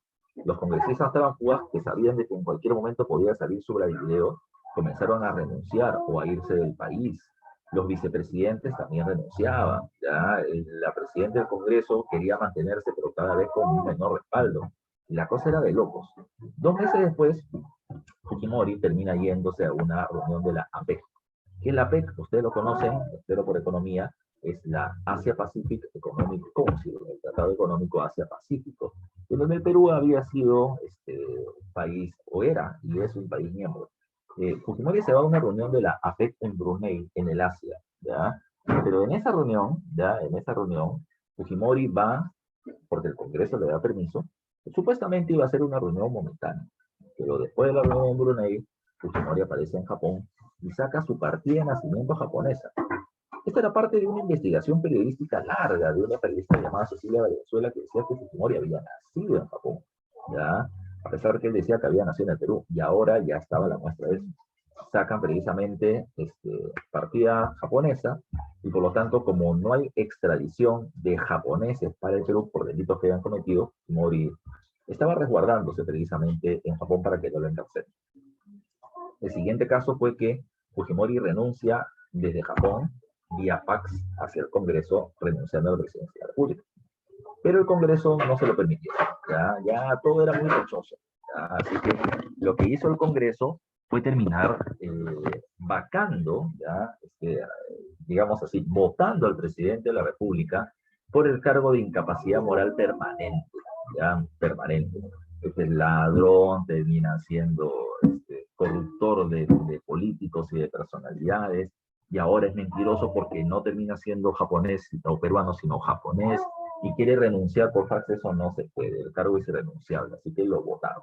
Y lo van a incapacitar por 10 años, ya, para cualquier tipo de cargo político. Un momentito, voy a desaparecer de Lima.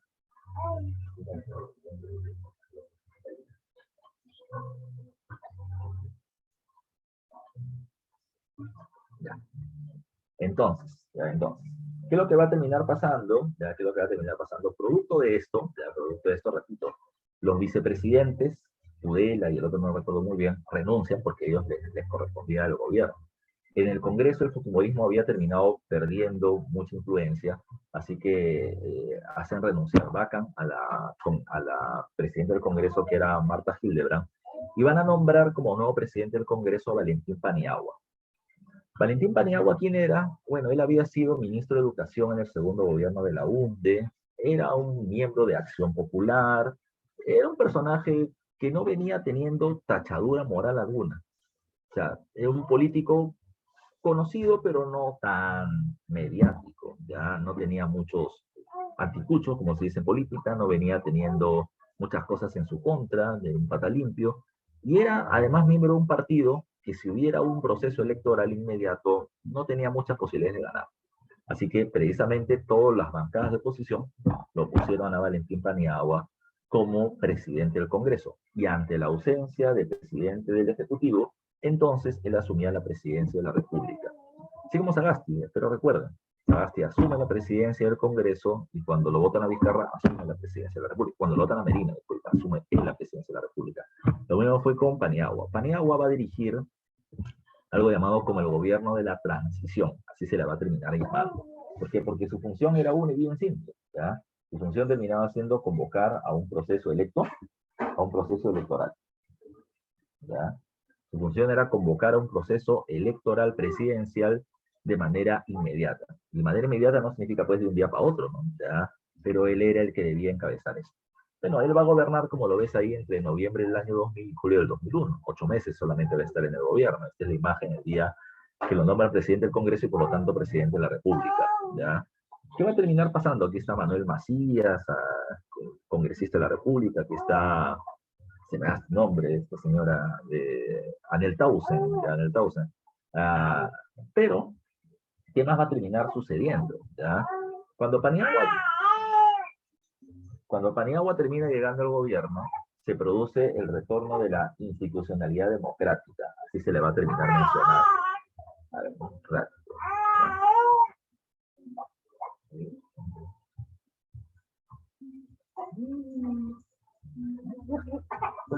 Ya, ahí está. Ahí está, vamos a hacer la clase con mi hijo acá, pues, ¿no? ¿Ya? Hasta que yo, si llega, te lo ponemos. ¿Ya? A ver, cuando hablamos del gobierno de Paniagua, ya Paniagua, con él se establece el retorno a la institucionalidad democrática, así se le va a terminar llamando. Paniagua forma un gabinete de lujo, se le termina llamando, llama a Javier Pérez de Cuellar, ex secretario general de la ONU, para que sea el presidente del Consejo de Ministros, va a terminar llamando a Diego García Sayán para que sea ministro de Justicia, a Roberto Dañino para que sea ministro de Economía, y así a varios personajes interesantes. Y con eso la gente como que comienza a confiar nuevamente en la institución del Estado, en el gobierno, porque la gente estaba muy descreída precisamente con respecto a la política, se había asqueado con todo lo que salía, con los diversos videos que comenzaron a surgir. Pero una pregunta, ¿y se supo quién fue el patriota que terminó sacando el video de Montesinos? Sí, se sabe, ya se sabe, eso ya se supo después. ¿Sabes quién fue? Fue su secretario, ya su secretario de Montesinos. Estábamos ahí en el momento de chisme de la política nacional. Profesor, ¿y cómo su secretario? Y no se supone que es una persona de confianza. Y es que había un problema extra. Montesinos tenía esposa y tenía dos amantes hasta ese momento. La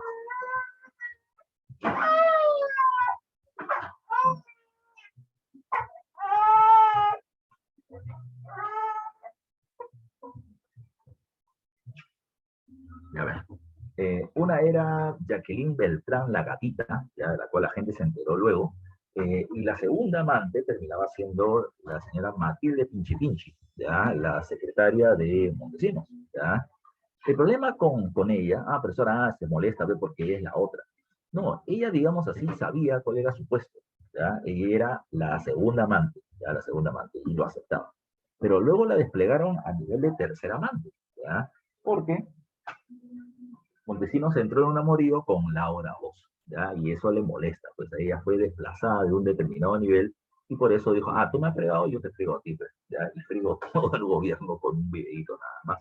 No hay peor enemigo que mujer ardida, que mejor que mujer dolida, y lo fregó a Montesinos, y fregó a todo el gobierno por esa situación. Ella también sabía lo que pasaba, y se convierte en colaboradora eficaz, ¿ya? Del gobierno, ya del gobierno o de este proceso de los llamados juzgados anticorrupción. En los juzgados anticorrupción, en la época de Paniagua, se va a terminar realizando un proceso de enjuiciamiento a muchos de los funcionarios de la época de Fujimori, sobre todo por corrupción, ¿ya? Por corrupción. En realidad hubo una fuerte persecución política también, ¿eh? Ya seas o no corrupto, si has trabajado en altas esferas del fujimorismo, automáticamente pasabas a ser apresado, procesado legalmente, etc. ¿Ya? Ahora, ¿qué pasó? Ya, repito, Matilde Pinchi Pinchi tenía toda la información en la secretaria, ya era secretaria. Ella sabía quién había ido a la sala del CIN, ella es la que había terminado hecho los sobres para poder repartir la plata, ella conocía todo y a todo el mundo echaba a cambio de su libertad y de mantener las propiedades que había logrado acopiar en el paso de los años. ¿Ya? Por si acaso, un personaje interesantísimo de ese periodo. Por otro lado, tenemos otro evento, ¿ya? Otro evento. Mientras que Paniagua estaba acá, su tarea fundamental era convocar elecciones presidenciales, ¿ya? Que se hicieron en abril del año 2001, en la que precisamente Toledo va a terminar siendo posteriormente el vencedor. Pero en este tránsito de tiempo hubieron otros dos hechos más, además de los juzgados anticorrupción, se va a terminar el Perú adhiriendo, por ejemplo, a el Tratado de Chapultepec. No recuerdo si es tratado, pero es el Acuerdo de Chapultepec. Se terminaba estableciendo la libertad irrestricta de la prensa. O sea, ya no se va a terminar manipulando ni presionando a la prensa opositora como se dice en el gobierno de Fujimori. Por otro lado, se termina estableciendo el contrato con una empresa canadiense que era Shell Mobile, para terminar haciendo la explotación del gas de camisea en la zona del Cusco, para el establecimiento de fuentes de gas natural. ¿Ya? Ese tema se tenía desde el primer gobierno aprista, y recién en la época de Paniagua se termina realizando este contrato. Finalmente, se termina estableciendo la creación de la Comisión de la Verdad. ¿Qué cosa era la Comisión de la Verdad? Bueno, la Comisión de la Verdad, ya la Comisión de la Verdad, terminó siendo creado con el objetivo, ya, con el objetivo de evaluar la,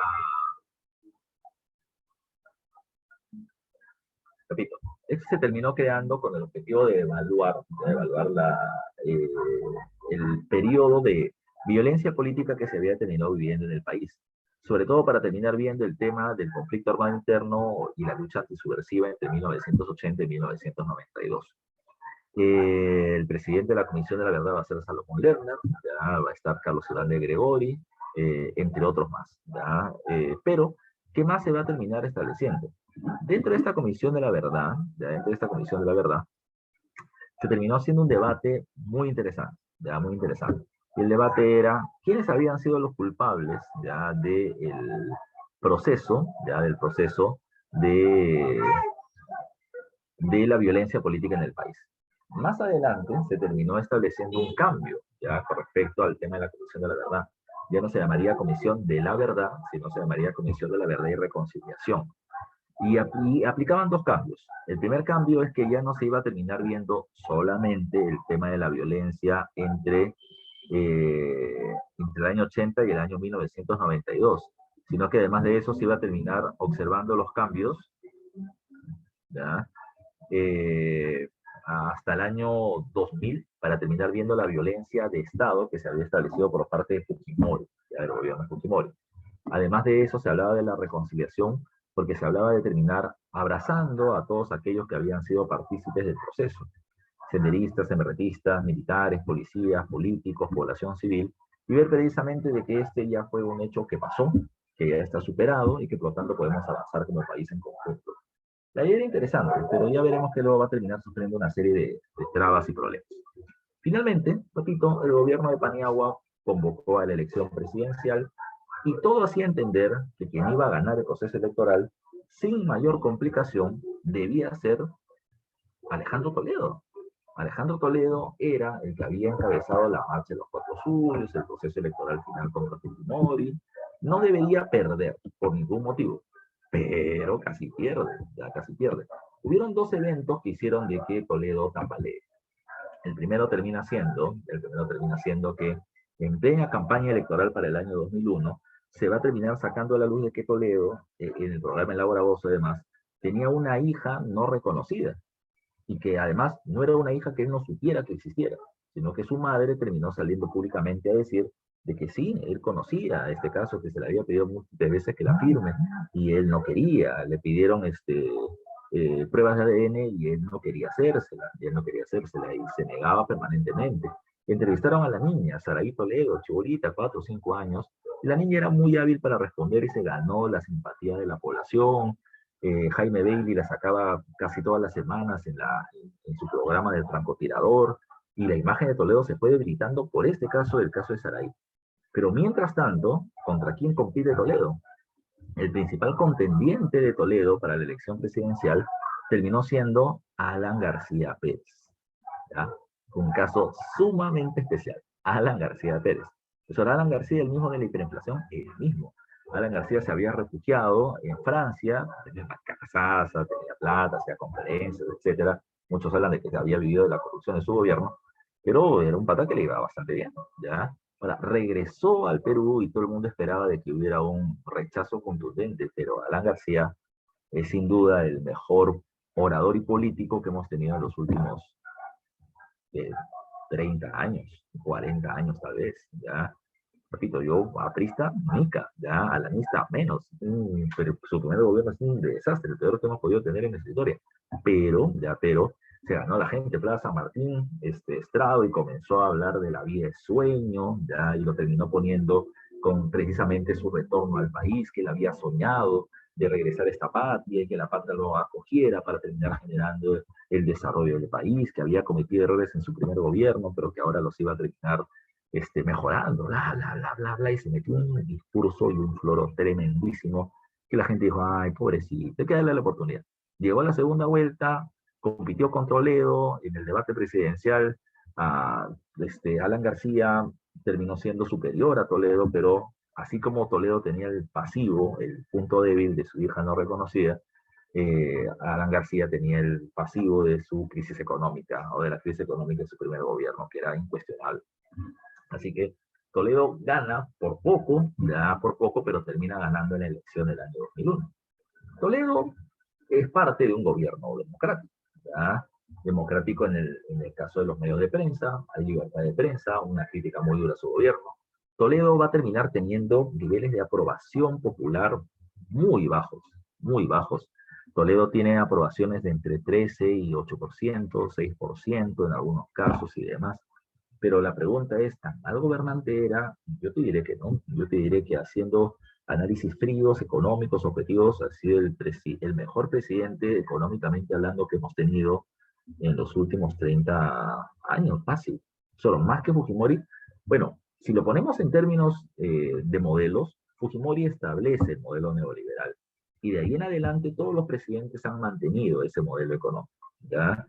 ¿Que implica qué cosa? Que implica ya no tanto privatizar empresas porque no hay tantas que privatizar, pero así a promover la formación de empresas nacionales, empresas extranjeras, inversión extranjera, reducción de aranceles, promoción del comercio internacional. Eso Toledo lo continúa. Pero Toledo, y ese es el punto por el cual termina siendo muy débil su popularidad, Toledo no hace mucho populismo. Toledo no es el que termina abriendo comedores populares por un lado, y no sé, y canchitas de fútbol por otro lado. No, no, no, no, no. Toledo va a terminar teniendo un gobierno económicamente muy austero, muy austero. La idea era, ¿qué cosa? La idea era, como él decía, generar caja, ya generar caja. La idea era obtener ganancias y guardar, guardar, guardar, guardar.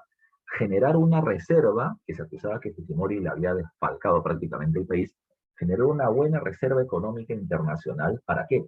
Para poder negociar a nivel internacional la reducción de los intereses de los préstamos que nos habían dado, o la emisión de bonos para que poder tener dinero, liquidez con préstamos, pero con un interés mucho menor, etcétera, ¿no? Y eso es la parte muy positiva de Toledo.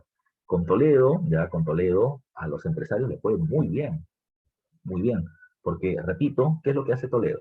Primero, ¿ya? Hay un proceso de reactivación económica. No te olvides que Fujimori había tenido el 98 en adelante la recesión internacional. Ahora, ¿cómo se puede terminar enfrentando la recesión, ya como la que tenemos ahora? Porque el mundo está en recesión, no de manera muy grave, no de manera muy violenta, pero estamos en recesión por el tema de la pandemia. Entonces, lo que hizo el gobierno de Toledo es muy simple. ¿Cómo? ¿Ya cómo? Con construcción.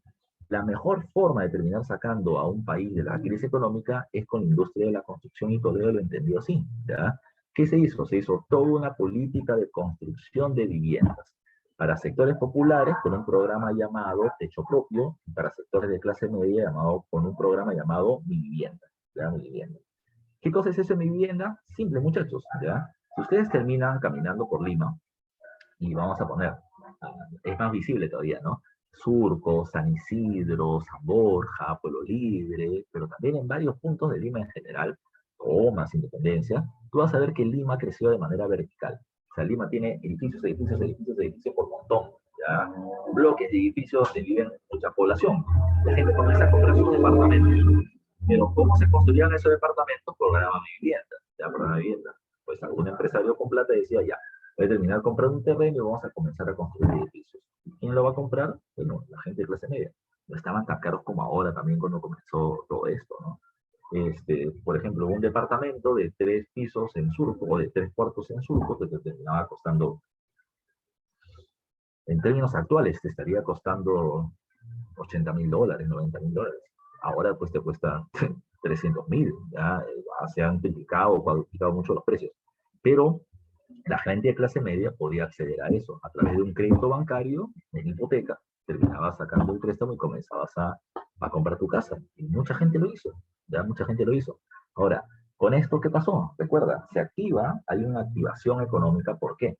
Porque no es que el gobierno está poniendo la plata, el gobierno terminaba dando bonos, ya daba bonos, daba la aprobación. Entonces, ¿qué se hacía? Se comenzaban a construir estas edificaciones Y recuerda que hay un montón de puestos de trabajo, ¿ya?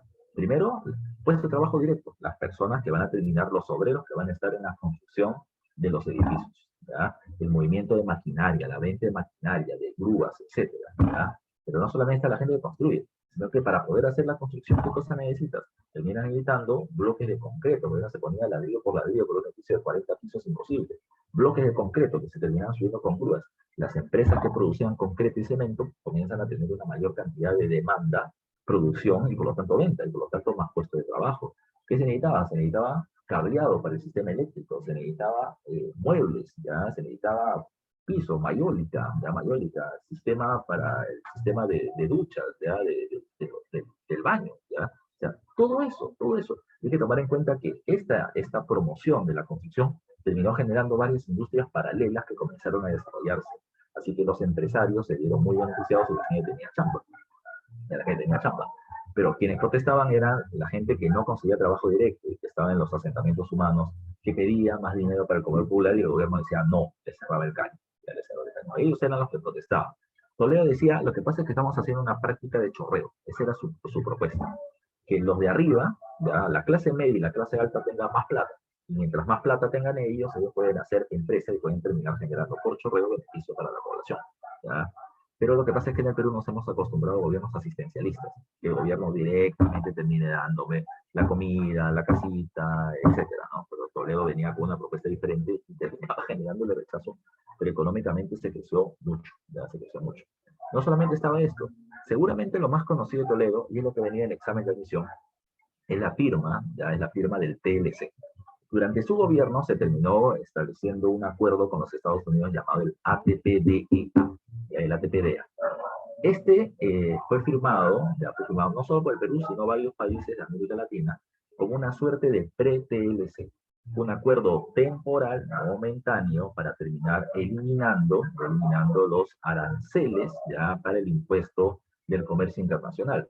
Al eliminar aranceles a los Estados Unidos, llegaban un montón de tecnología a precio bajo, de precio bajo. Y cuando eliminaba a los Estados Unidos los aranceles, podíamos meterle, por ejemplo, materias primas a precio bajo, y por lo tanto la demanda era mucho mayor, la circulación comercial era mucho más grande. El ATPDA funcionó, y funcionó bien, se abrió el comercio internacional, ¿ya? Y luego hubo una visita histórica, ¿ya? Llega el presidente de los Estados Unidos, ¿ya? George Bush, termina llegando al gobierno, termina llegando al país. Uf, ¿ya? Alguien si puede termine viendo el video de cómo fue la llegada de George Bush al país, o sea, el carro presidencial, el helicóptero, fueron 2, 3 días que se terminaron haciendo feriado en el país, ¿ya? Feriado. No para que veas al presidente Bush, sino para que la gente no salga a las calles y se evite algún tipo de protesta. Hubieron, pero muy controladas, ¿no? Llegó aviones de los Estados Unidos, barcos de la Marina de Guerra estaban puestos en la Costa Verde para cualquier tipo de ataque. Espectacular el despliegue que se hizo. Y tras esto, se termina afianzando la relación con Estados Unidos y se firma el TLC, el Tratado de Libre Comercio. El Tratado de Libre Comercio. Ese va a ser el primero de los TLCs que se termina firmando. ¿Ya? Con esto ya se hace permanente la reducción arancelaria, aunque recuerden, no es total, porque siempre hay algunos puntos en donde se terminan poniendo algunas medidas proteccionistas, como en el tema del agro para algunos productos de los Estados Unidos, para evitar competencias. O sea, no es un TLC abierto al 100%, tiene siempre sus cerrojos, por si acaso. A mí me preguntaron la vez pasada, profe, ¿y el primero no es con Tailandia? No. Con Tailandia comienzan las negociaciones incluso antes que con Estados Unidos, pero las negociaciones de Tailandia culminan todavía en 2014. Pero el primer TLC que se firma es con Toledo y es con los Estados Unidos. Tras Toledo viene Alan García, ¿ya? Y con Alan García sí se va a terminar estableciendo un TLC mucho más amplio, pero Toledo es el que abre este escenario, Otro punto. Se dice acá, o pongo acá, protestas sociales, pero ¿cómo es eso de las protestas sociales? Mira, la protesta social más fuerte de la época fue el famoso Arequipazo, ¿ya? El famoso Arequipazo. ¿Qué pasó? ¿Ya? ¿Qué pasó? Bueno, se va a terminar planteando ya que el gobierno de Toledo intentó privatizar 2 empresas de generación de energía eléctrica de Arequipa, que eran del Estado, en esta política neoliberal de privatizaciones. Y precisamente esto generó protestas muy fuertes en Arequipa en contra de las privatizaciones de EGESA y EGESUR. La movilización en las calles fue muy fuerte, Yo recuerdo muy bien que terminaron enviando como negociador intermediario del Estado al primer vicepresidente, que era, que me da el nombre, el dueño de la Universidad San Ignacio de Loyola. Ah, se me va el nombrecito, Javier Descanseco, Pedro Descanseco, Descanseco se apellido, ¿ya? ¿Qué pasó? El pata fue a negociar y la gente lo agarró a piedrones, es decir, literalmente lo agarraron a piedrones en las calles, así que lo tuvieron que sacar de la negociación. Y mandaron al cardenal, ¿ya? A ver, tírale piedra pues a un miembro de la iglesia, por más ateo que fueras, ya la gente ya lo miraba con respeto. Ya yo le puedo tirar la piedra al cardenal y puede sangrar la cabeza y nadie me vio y nadie me bajó, no, pero Diosito me está viendo. Ya, así que contra él no se metía y se logró una negociación y no se hizo la privatización, pero fue una protesta muy fuerte. También aparece el famoso Andahuaylazo más adelante, eso creo que es del 2006. Se pide la renuncia de Toledo por los actos de corrupción de su gobierno y estar en contra del pueblo por parte de Antauro Humala, pero además sobre todo porque se había terminado estableciendo el paso a retiro de su hermano, que más adelante va a ser presidente de la República, que hicieron famosos porque a finales del gobierno de Fujimori tomaron un cuartel en Tacna, en la sierra, llamado Locumba, ya pidiendo la renuncia de Fujimori, ya, y ahora pedían la renuncia de Toledo y pedían que Ollantumala, que estaba como agregado cultural en Francia, o agregado militar en Francia, pues no sea despedido. Tuvo una serie de escándalos, pero repito, el gobierno de Toledo tenía muy poca aprobación. Seguramente dos, tres casos importantes hay. El informe final de la CBR, de la Comisión de la Verdad y Reconciliación, como lo puedes ver en imagen, se hizo público, 9 de los tomos que se va a terminar teniendo, mostrando que el conflicto armado interno, como se le va a terminar llamando, tuvo como, digamos, actor principal a Sendero Luminoso. Sendero Luminoso inició el conflicto armado interno. Sendero Luminoso es el que realizó actos terroristas que terminó generando la muerte de mucha gente, pero no solamente Sendero, el MRTA también, y también el Estado, a través precisamente de acciones promovidas por el gobierno y, por otro lado, acusaciones individuales a militares y a policías que habían generado asesinatos extrajudiciales. ¿Ya? ¿Quiénes son la mayor cantidad de personas afectadas con esto? Aquí está precisamente. El informe de la Comisión de la Verdad dice que de los de las muertes que se han producido, el 46% son atribuibles a Sendero, el 24% por agente del Estado, policía, ejército y el 24% a otras circunstancias. Pero, la mayoría de los muertos terminan siendo ¿quiénes? Terminan siendo campesinos, ¿ya? Población indígena, analfabeta del área rural. Y eso que le he explicado antes. Se supone que Sendero venía a defender al pueblo para llevarlo al control del Estado, ¿ya? Y se supone que el ejército entraba a defender al pueblo de los ataques terroristas, pero al fin y al cabo, ellos van a ser los más golpeados.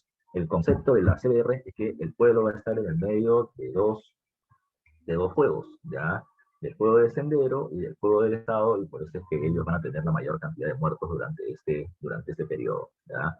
Ayacucho fue el centro de este proceso, que se expandió por las sierras centro y parte de la sierra norte del país y un poco de la selva también, con secuestros de población, como los ayanintas, ¿ya? Con secuestros de niños en varios lugares que se van a convertir en los pioneritos, que desde chiquitos lo van criando para que terminen siendo partícipes de Sendero en adelante, aunque ya se había debilitado, repito, este grupo. También se va a terminar viendo, ya para ir culminando, el programa Huascarán. El programa Huascarán venía con el argumento de que Toledo era un error de la estadística, así mismo lo terminaba diciendo él. Yo era pobre, debí ser pobre siempre, pero gracias a la educación, con una beca en el extranjero, logré progresar. Toledo decidió no le puedo dar becas a todo el mundo, pero lo que sí puedo terminar dando es Internet. Ya, gracias al Internet se tiene acceso a la información ya, del mundo, gracias a la red global, y que lo que se hizo un acuerdo con Microsoft de Bill Gates, como decía Toledo, él era amigo de Bill Gates, ¿ya? Y se terminaron haciendo unas computadoras, unas laptops de plástico, blancas con verdes, que se le daba a los niños para que se les dote de Internet en los colegios públicos y puedan terminar teniendo acceso a la red global de información. Eh, Toma en cuenta algo, ¿no? Nosotros estamos ya desde hace 2 años con la virtualidad y a veces se me cuelga a mí o se te cuelga a ti la red. Y estamos en el año 2021. Imagínate el Internet pues en el año 2004, 2005. Lentísimo, ya lentísimo. Pero eran parte de las propuestas de educación del gobierno de Toledo. Y finalmente está otro punto que era el tema de la carretera interoceánica. La carretera interoceánica ya era para ser utilizada entre Perú y Brasil. ¿Ya? Perú tendría acceso y esta carretera al Atlántico y Brasil, gracias al Perú, al Pacífico. Esto era parte de una red de comercio más grande en la que otro país venía creciendo, China, China. Y China quería esa carretera para poder acceder por el Pacífico hacia el Perú y del Perú hacia el Brasil, y viceversa para el comercio internacional, sobre todo con Asia. Era parte de todo este plan, pero lo que se conoce luego es que todo esto terminó siendo inflado. O sea, hubo un montón de coimas por parte de la empresa brasileña Odebrecht. Y hubo repito, si las carreteras costaban 1.000 millones, las hicieron valer 5.000. Y se hizo comer de esto a las empresas, a la empresa extranjera, a los políticos nacionales y a varias empresas locales, a los clubes de la construcción, y toda una serie de coimas que se mantienen con Toledo y con el propio García, y hasta con el propio Mala, ¿ya? La corrupción va a ser altísima, y este es uno de los puntos que se ve precisamente al final, ¿no? La inestabilidad y la crisis de los valores democráticos, como precisamente los últimos presidentes que hemos tenido van a terminar siendo encarcelados. Fujimori en prisión, Toledo estaba prófugo, pero ya lo terminaron encarcelando en los Estados Unidos, y está a punto de ser extraditado al Perú precisamente por el caso de Odebrecht. Alan García se suicidó antes de terminar siendo tomado prisionero, ¿ya?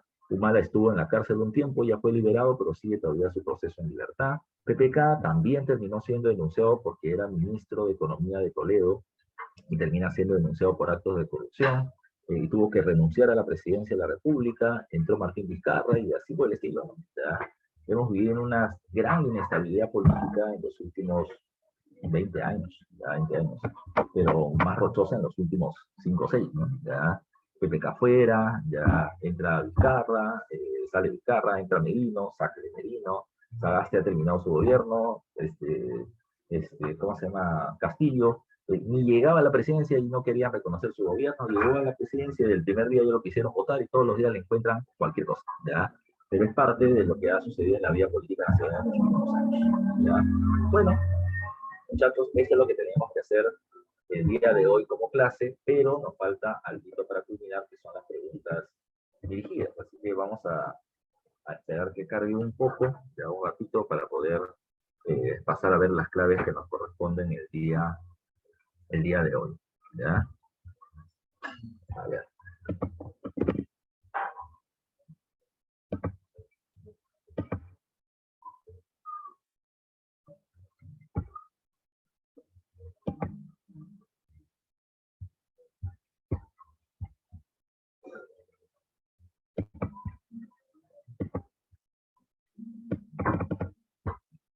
Ya, ahí está la dirigida. Bueno, aquí está la teoría del gobierno y vamos a ver también las dirigidas del día de hoy.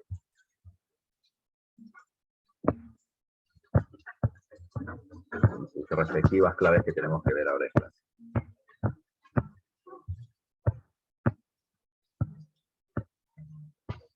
A ver, ahí está. Pregunta número 1, ya dice acá. A ver, esta es la domiciliaria.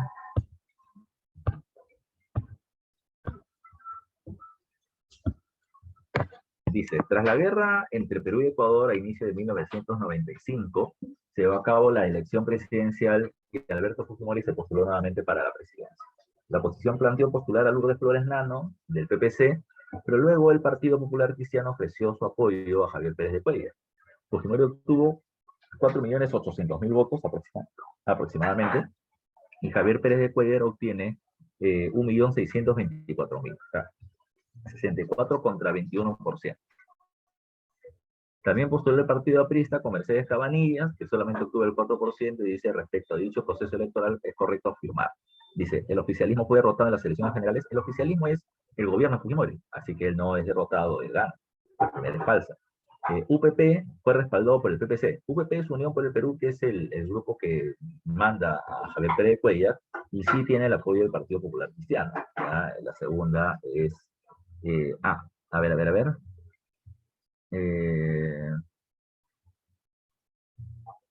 Ya, claro, UPP fue respaldado por el PPC. Sí, eso es verdadero. La 2 es verdadera. Y la 3 me dice, Fujimori pudo vencer por amplio margen, bueno, 64 contra 21, es tremendo el margen. La clave en esta pregunta termina siendo la C de Casilla.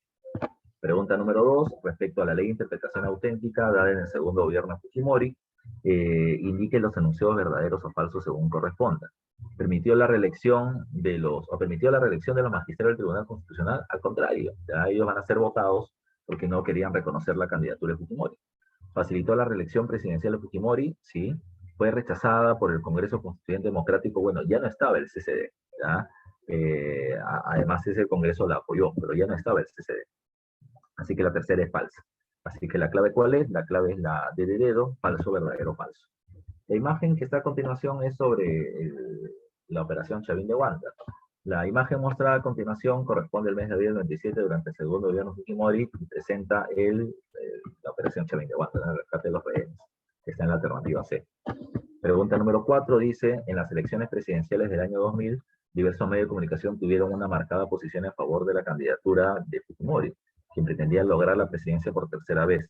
Por medio de los famosos Vladivideos se comprobó que los propietarios de medios de comunicación recibieron sobornos y beneficios del régimen para apoyar la reelección y atacar a los políticos competidores. Regímenes como este, en la que se favorece desde el Estado, ¿ya? La posición de una cúpula gobernante y se limita la posibilidad de competencia de la oposición, a pesar de las elecciones, son propias de gobiernos, ¿ya? Y esto es propio de gobiernos autoritarios. Una dictadura, y esto le decía la vez pasada, es aquel que termina llegando y manteniéndose por la fuerza. Fujimori llega por proceso electoral, ¿ya? Pero va a terminar ahora manipulando las instituciones del Estado para poder quedarse en el gobierno. Y ese es propio de un autoritarismo. Es un autoritarismo, dice, con elementos democráticos, porque hay elección, pero es una elección en la que la oposición no va a poder ganar, ¿ya? Porque se va a manipular el sistema político para que gane quien está en el poder. Entonces, la mejor clave termina siendo la B. Es un gobierno autoritario con elementos democráticos. ¿Qué más? Pregunta, eso sí, pregunta examen de admisión en el último examen de admisión, ¿no? ¿Ya? Dice, respecto al régimen de Fujimori y los principales hechos políticos en el Perú, se cuál de ellos se produjo más tardíamente. Se la firma de paz de Itamaraty en 97-98, la emisión del primer Vladivideo es en la parte final del gobierno de Fujimori, septiembre, el autogolpe en el 92, dice, es en el 92, y la promulgación de la ley de interpretación auténtica es en el 97. Entonces, la que se emite más tardíamente es la B de besito. Pregunta número 6, ya, pregunta número 6 dice, la principal medida de Paniagua para salvaguardar el sistema democrático fue la D. Dice, transmitir calma a los inversionistas extranjeros ante la renuncia de Fujimori vía Pax, no. Convocar y garantizar las elecciones presidenciales. Eso terminaba siendo el punto, ¿no? O sea, él no venía a quedarse, él no venía a ser parte de un grupo que estaba en el poder, sino a establecer un retorno a la democracia, ¿ya? Mediante el proceso electoral, que iba a ser limpio, ¿no? Ante todas las denuncias que se habían hecho con respecto al Fujimorismo. 6 B de beso. 7. Señale cuál o cuáles acontecimientos se produjeron durante el gobierno de Paniagua. Perú retornó a la Corte Interamericana de Derechos Humanos. Sí, el Perú se había retirado de esta, argumentando que solamente apoyó a los terroristas. 2. Se suscribió la declaración de Chapultepec sobre la libertad de prensa, verdadero también, y se firmó la Carta Democrática Interamericana de la OEA, eso también termina siendo cierto, ¿ya? Se dio un retorno a la democracia a nivel interno y externo. Pregunta 8. El siguiente texto hace referencia a una consecuencia entre los años 1980 y 1992, que generó una nueva oleada de en los conos de Lima. Dice, el resultado cuantitativamente mayor de la violencia en cuanto afectó a varios centenares de miles de personas fue el desplazamiento interno. ¿Ya? Recuerda que el desplazamiento interno es porque las acciones violentas de Sendero, de ejército, hacen que mucha gente huya de Ayacucho, de Huancavelica, para evitar ser asesinados. No existen estimados absolutamente fiables, pero la mejor aproximación permite suponer que alrededor de 500.000 de personas abandonaron sus localidades y emprendieron la búsqueda de refugio por temer a ser víctimas directas de la violencia. Quechua hablantes, en su gran mayoría, los desplazados buscaron refugio en las ciudades, creando en muy poco tiempo las nuevas poblaciones marginales alrededor de polos urbanos. Es imposible considerar el costo histórico de este fenómeno, que contribuyó a que zonas muy agrestes de nuestra geografía quedaran despobladas, afectando gravemente el patrón de ocupación del territorio andino. Esta es una muestra de la Comisión de la Verdad. ¿Y cuál es la respuesta? Bueno, la respuesta es la C, ¿ya? Dice acá, dice, el texto hace referencia ¿a qué? A la guerra contra subversiva. ¿Por qué? Porque la violencia de Sendero más la violencia del Estado va a terminar generando todo este caos y las migraciones, ¿ya? Y esto va a terminar generando como consecuencia que las nuevas invasiones de tierras, ¿ya? ¿A qué me refiero con eso? Tú salías del pueblo A, pero te ibas a un pueblo B y terminabas quedando ocupando algún lugar para poder vivir en este lugar porque estabas siendo desplazado por la violencia interna. Así que la mejor clave es la C de casa. A ver, pregunta del último examen de admisión también. La política económica peruana durante el gobierno Toledo afianzó lo implementado en la década del año 90. Ya recuerden, es una continuación de este término. Por ejemplo, ya en el año 2006 el Perú firma el Tratado de Libre Comercio con Estados Unidos. Respecto a los objetivos de este tratado, determina el valor de verdad o falsedad. A ver, dice los objetivos. Reduce las barreras arancelarias de ambas economías según una lista de productos. Claro, hay algunos que se van a proteger y contra los que no se va a terminar permitiendo el avance. Por ejemplo, el Estado peruano dice, mi industria textil no la tocas, no pueden llegar textiles con cero impuestos de los Estados Unidos, ¿no? Entonces los norteamericanos dirán, ya, mi producción de choclo no se choca, mi maíz, ¿no? Entonces el maíz peruano sí va a ir, pero con altos impuestos. Pues ahí siempre barreras. La primera es verdadera, ¿ya? Y se puede entender porque, mira, de la A a la D, todas comienzan con verdaderas. Segundo, impulsa una política económica de industrialización por sustitución de importaciones. No, no vamos a sustituir las importaciones, vamos a promover las importaciones, pero a bajo precio. Entonces, la segunda es falsa. Si la segunda es falsa, ya puede ser la A, la C o la D. Ya actualmente eliminamos la B de bandera. Dice, 3. El sector económico peruano más beneficiado es el vinculado a la exportación. Claro que sí. ¿Por qué? Porque vas a tener ahora un mercado norteamericano gigante con pocos impuestos al cual pueden ingresar. Verdadero, falso, verdadero. Hasta ahí puede ser A o C. La última define todo. El consumidor peruano accede a productos norteamericanos a un precio más barato. Sí, pues porque se terminan reduciendo los aranceles. Menos impuestos, más barato el producto.